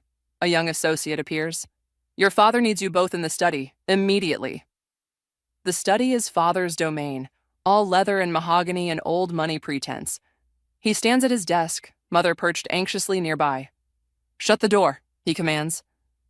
I do, feeling like I'm 10 years old again, about to be scolded for some imagined slight against Rachel. The merger, he begins, must go through, under our terms. Or what? The words escape before I can stop them. Or this family loses everything. He spreads documents across his desk. Bank statements, investment reports, all bleeding red. Your sister's partnership, the house, your mother's social standing, all of it depends on this deal. And Lucas's trust fund, Rachel adds quietly, the one Ben set up through father's firm. The room spins slightly. You put my son's money into your failing investments? We had no choice, Mother interjects. Rachel's wedding, her career trajectory, we had to maintain appearances. I look at them, these people who share my blood but not my values, who gambled with my child's future to maintain their facade of success. I'll have my answer tomorrow, I say, turning to leave. Millicent, Father's voice stops me. Remember where your loyalties lie. I think of Lucas, waiting at home with Sarah, of Jack, who believed in me when no one else did, of the life I've built despite them, not because of them. I remember exactly where my loyalties lie, I say, and close the door behind me. In my car, I text Michael, start digging, I want everything. Because some loyalties need to be broken before they break you. Michael's research arrives at 3 a.m, a detailed email that makes my hands shake. I forward it to Jack with 2 words, board meeting. By dawn, I'm in my office, staring at the skyline as the sun bleeds across the horizon. The door opens without a knock. You can't do this, Rachel says, still in her evening wear from whatever society function she's attended. Father will never recover. Like Lucas won't recover from losing his trust fund? I don't turn around. How long have you known about the embezzlement? Her silence is answer enough. Did Sophie know too? Is that why she stayed with Ben after the affair? Because Father was funneling company money through his accounts? It's not that simple. Rachel's heels click across the floor. Everything Father did, he did for us, for the family name. No. I finally face her. Everything he did for you. And now you want me to save him by tanking my company's merger. We can make it work. She pulls out a folder. I have a proposal if you'll just... Miss Carter? Jack appears in the doorway. The board is ready. Rachel grabs my arm as I pass. Please, don't do this. For a moment, I see past the designer dress and perfect makeup to the little sister who used to crawl into my bed during thunderstorms. Then I remember Lucas's therapy bills, Ben's late payments, my parents' constant dismissal. You should call Father, I say. The SEC will be visiting Anderson and Mills this afternoon. The boardroom falls silent as I enter. These people trusted me, promoted me, believed in me when my own family wouldn't. I won't let them down. The merger is compromised. I begin, laying out Michael's findings. Anderson and Mills has been covering illegal transactions through shell companies. My voice catches. I feel Jack's supportive presence beside me. Thomas Carter has been orchestrating it for years. The evidence is irrefutable. Board members exchange glances. My phone buzzes repeatedly. Mother, Father, Ben. I ignore them all. We'll need to distance ourselves immediately, our CEO says. Millie, given your connection... I understand. I slide a folder across the table. My resignation, effective immediately. Actually, he shares a look with the other board members. We had something else in mind. Hours later, I pull into Sarah's driveway. Lucas runs out, throwing himself into my arms. Mommy, Aunt Sarah let me have pizza for breakfast. Sarah appears in the doorway, concern etched on her face. Michael told me what happened. Are you okay? No. I hug Lucas tighter. But I will be. My phone rings again. Rachel. This time I answer. They're arresting him, she sobs. Father's being arrested, and Mother's having a breakdown, and it's all over the news, and... Rachel. My voice is steady, surprising even me. I have to go. Lucas needs dinner. How can you be so cold? We're your family. No. I watch Lucas showing Sarah his latest drawing. You're the people who used my son's trust fund to cover up fraud, who used my company to fix your mistakes, who never once... I swallow hard. Who never once put me first. The board made you CEO, didn't they? Her voice turns hard. This was your plan all along. Goodbye, Rachel. Inside, Lucas chatters about his day while Sarah makes coffee. My phone lights up with a text from Jack. Press conference tomorrow at 9. You ready for this? Another text arrives from Ben. We need to talk about Lucas's custody arrangement. Then Mother. How could you do this to your father? Finally, father. You'll regret this betrayal. I silence my phone and sit at Sarah's kitchen table, watching Lucas color. He looks up, smiling that innocent smile that makes everything worth it. Mommy, are you sad? No, baby. I touch his cheek. I'm just thinking about choices. Like when you choose pizza or hamburgers. Something like that. I pull him close, breathing in his clean, sweet scent. Sometimes you have to choose between what's easy and what's right. Sarah squeezes my shoulder as she sets down coffee. You chose right, Mills. My phone screen lights up one last time. A news alert about Anderson and Mills, about my father, about the new CEO appointment at my company, about choices and consequences and the price of truth. I turn the phone face down. Tomorrow will bring its own battles. Tonight is for pizza and coloring and the family I chose, not the one I was born into. Sometimes revenge looks like justice, and sometimes justice looks like walking away. The hospital ceiling swims in and out of focus as I try to make sense of the doctor's words. Stress-induced collapse, severe exhaustion, mandatory rest. Jack stands in the doorway, his usual confidence replaced by worry. The press conference. Can wait, Sarah interrupts, adjusting my IV. She needs rest. My phone lights up. Rachel's name again. I've lost count of her calls since Father's arrest 3 days ago. The room spins when I try to reach for it. Lucas, I manage to whisper. Who's with Lucas? Michael has him, Sarah assures me. But your parents? No. The word comes out sharper than intended. They can't have him. They're his grandparents, Mills, and with you here. The door opens, and Mother sweeps in, perfectly coiffed despite everything. Millicent, really. Hospitalized right before Rachel's business launch. The timing is incredibly inconvenient.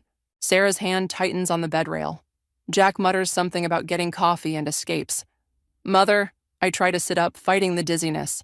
I need you to watch Lucas, just for a few days. Oh, darling. She adjusts her designer scarf. We simply can't. Rachel needs us at the launch. It's crucial for rebuilding our reputation after what you did to your father. The monitor beside me beeps faster. What I did? Well, if you hadn't been so vindictive. But that's not important now. We've arranged for Lucas to stay with Ben and Sophie. They're expecting their own child, after all. It'll be good practice. The room goes cold. You did what? Ben's already picked him up from Michael. Sophie's so good with children, and really, it's better for Lucas to be with stable parents right now. I rip the IV from my arm, ignoring the sharp sting. You had no right. Actually, Ben appears in the doorway. I had every right. My lawyer filed for emergency custody an hour ago. Given your current state and the scandal with your family, the floor seems to tilt beneath me as I stand. Sarah grabs my elbow, steadying me. Where is my son? Safe, Ben says. With Sophie, away from all this mess you've created. My legs give out. Sarah catches me before I hit the floor, helping me back to the bed. The room spins violently. It's temporary, Ben continues, almost gentle. Until you're better. Sophie's already enrolled him in a new therapy program. One that won't embarrass the family, Mother adds. Really, Millicent?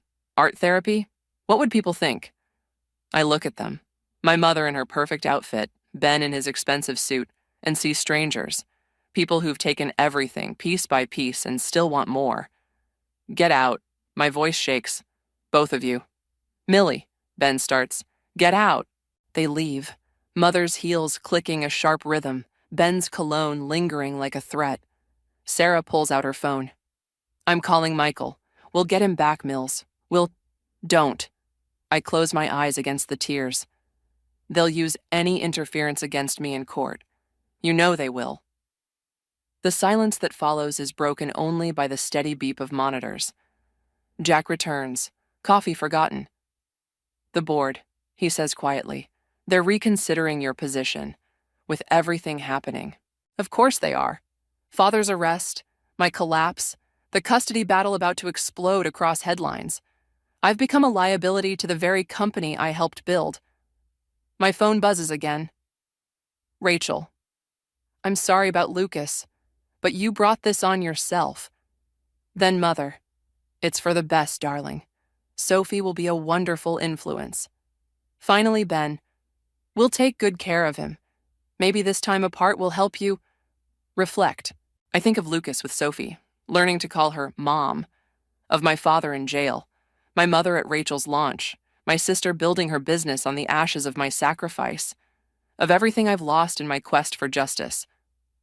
Mills? Sarah's voice seems far away. What do you need? I need my son. I need my family to love me as much as they love their reputation. I need the past month to disappear. But what I say is, time. I need time. Because revenge was supposed to feel like victory. Instead, it feels like this: a hospital room, an empty bed, and the sound of my world crumbling while monitors count each hollow heartbeat. The boardroom feels different at midnight, colder.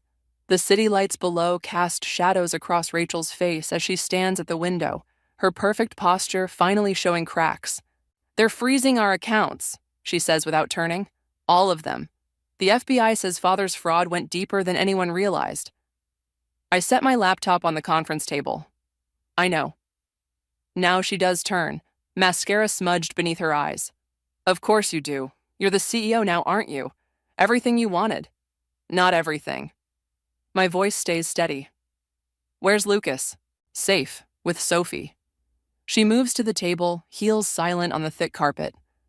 Mother's having another breakdown. The launch failed. Everything's falling apart and you're just watching. Like you watched when Ben left, when Lucas needed therapy, when father gambled away his trust fund. Her hand trembles as she reaches for my laptop. If you help us, maybe we can fix... No. I close the laptop before she can touch it. I'm done fixing your messes. He's asking for you, she whispers. Lucas. He doesn't understand why mommy's not coming home. The words hit like physical blows, but I grip the chair until my knuckles whiten. Ben's custody claim won't stand. Not now. What do you mean? I push a folder across the table. Sophie's pregnant, but not with Ben's baby. The dates don't match. And her new therapy program for Lucas, unlicensed, run by her cousin. The same cousin who's been helping father hide money. Rachel sinks into a chair. How did you... I learned from the best. Family helps family, right? The elevator dings. Ben storms in, Sophie trailing behind him. You vindictive bitch. You told the FBI about Sophie's clinic? No. I stand slowly. I told them about the money laundering. The clinic was just a bonus. Sophie's face crumples. Ben, I'm sorry. I never meant... Shut up. He rounds on me. Where's the evidence? Already submitted, along with proof that you knew about father's fraud when you filed for emergency custody, trying to hide Lucas before it all came out. His fist slams the table. Rachel flinches. Sophie backs away. You've ruined everything, he snarls. No. My voice rises. You did that. All of you. Every time you chose your reputations over my son. Every time you protected your perfect facade instead of protecting him. Mills. Jack appears in the doorway. They're here. FBI agents flood the room. Rachel starts crying. Sophie confesses everything in a rush. Ben threatens lawyers until handcuffs click around his wrists. Through it all, I stand still, watching my family's carefully constructed world crumble. Millie. Rachel catches my arm as they lead Ben away. Please, help me fix this. For a moment, I see us as children again, Rachel running to me after skinning her knee, trusting her big sister to make everything better. I can't. I gentle my voice. Some things shouldn't be fixed. Then why? Her grip tightens. Why did you wait until now? You had the evidence for weeks. Because I needed to know if any of you would choose Lucas. Just once. But you didn't. You never do. Sarah appears with Michael, who carries a sleeping Lucas. My heart stops, then restarts. The judge signed the order, Sarah says. Full custody reinstated. Sophie confessed to everything. Lucas stirs as Michael hands him to me. Mommy, can we go home now? Yes, baby. I kiss his forehead, breathing in his familiar scent. We're going home. Rachel watches, tears streaming. What happens to us? You rebuild, without me. I adjust Lucas in my arms. Some families aren't worth saving. Millie, goodbye, Rachel. I carry Lucas out, past the agents, past Sophie's tears and Ben's threats and the ruins of my father's empire. Sarah and Michael flank me like guards. Jack holds the elevator. "You okay?" he asks as we descend. Lucas snuggles closer, already falling back asleep. Safe. Finally safe. No, I answer honestly. But I will be, because revenge wasn't what I thought it would be. It wasn't loud or triumphant or satisfying. It was this: quiet choices in midnight boardrooms, truth instead of facades, the weight of my sleeping son in my arms, and maybe, finally, peace. The newspaper sits untouched on my desk. Father's sentencing hearing splashed across the front page. Rachel's text remains unread. Mother's asking for you. Please come home. Home. Such a simple word for such a complicated concept. Lucas bursts into my office, brandishing a drawing. "Look, Mommy, it's our family." I study the crayon figures. Me, Lucas, Sarah, and Michael, their kids, Jack holding what appears to be a coffee cup. The edges of the paper are decorated with dinosaurs. "It's beautiful, baby." I touch the empty corner. "Is there room for more?" He considers this seriously. "Maybe. But only if they're nice. Miss Amy says we don't have to keep people who make us sad." Miss Amy, his new therapist, who specializes in art and doesn't care about what society thinks, who sees Lucas's sensitivity as a strength, not an embarrassment. "Mills?" Jack appears in the doorway. "Rachel's here." Lucas grips my hand. "Is she nice now?" "I don't know, baby." I squeeze his fingers. "Want to help me find out?" He nods solemnly. Rachel stands by the window, thinner than I remember, designer clothes replaced by simple jeans and a sweater. She turns when we enter, eyes fixing on Lucas. "Hi, buddy," she says softly. "Remember me?" Lucas studies her, head tilted. "You made Mommy cry." Rachel flinches. "I did. I made a lot of mistakes." "Mother's in therapy," she continues, addressing me now. "Real therapy, not the kind we used to mock. Father's accepting a plea deal, and She swallows hard. "I'm starting over. A small practice, helping families navigate custody battles, trying to prevent what we did to you." "We?" The word hangs between us. I knew about Sophie's clinic, about Ben's plans for Lucas. I could have stopped it, but I was so angry that you'd succeeded where I'd failed, that you'd built something real while I was still playing the role they chose for me. Lucas tugs my hand. "Can I show her my drawing?" I nod. He presents it proudly. Rachel traces the crayon figures. "It's wonderful. You're very talented." "There's room for more," he announces, "but only if you're nice." A tear slides down Rachel's cheek. "I'd like to try, if your mom lets me." I study my sister, really study her. The perfectionist facade has cracked, revealing something raw and real underneath, something that might, with time and work, become authentic. "Sunday dinners," I say finally. "At Sarah and Michael's, once a month. We start there." She nods, understanding the terms, the boundaries, the chance that must be earned, not demanded. "Can I?" She hesitates. "Can I hug him?" I look at Lucas. He considers, then steps forward, offering a brief embrace before retreating to my side. "Thank you," Rachel whispers. After she leaves, Lucas adds a small figure to his drawing's corner. "That's Aunt Rachel," he explains, "but I used yellow instead of red, because she's trying to be sunny instead of angry." I pin the drawing next to my degrees and awards, evidence of a different kind of success. Sarah texts, "Monthly dinner still on?" Michael's grilling. Jack's bringing that woman from accounting. Lucas requested dinosaur-shaped nuggets.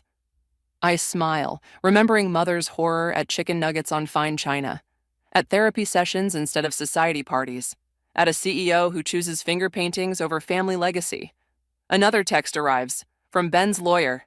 "Client accepts revised custody agreement. No appeals." Then Rachel, "Thank you for the chance. I won't waste it." Finally, a message from an unknown number. "Miss you, sis. Sophie." I delete the last one without responding. Some bridges stay burned. Lucas tugs my sleeve. "Can we go home now? I want to show Miss Amy my new drawing tomorrow." "Yes, baby." I gather my things, leaving the newspaper unread. "Let's go home." Because revenge wasn't in the destruction after all. It was in the rebuilding. in choosing which walls to repair and which to leave in ruins, in teaching my son that family isn't about blood or obligation, but about the people who make space in their drawings for you, even if that space starts small, in the corner, drawn in yellow instead of red.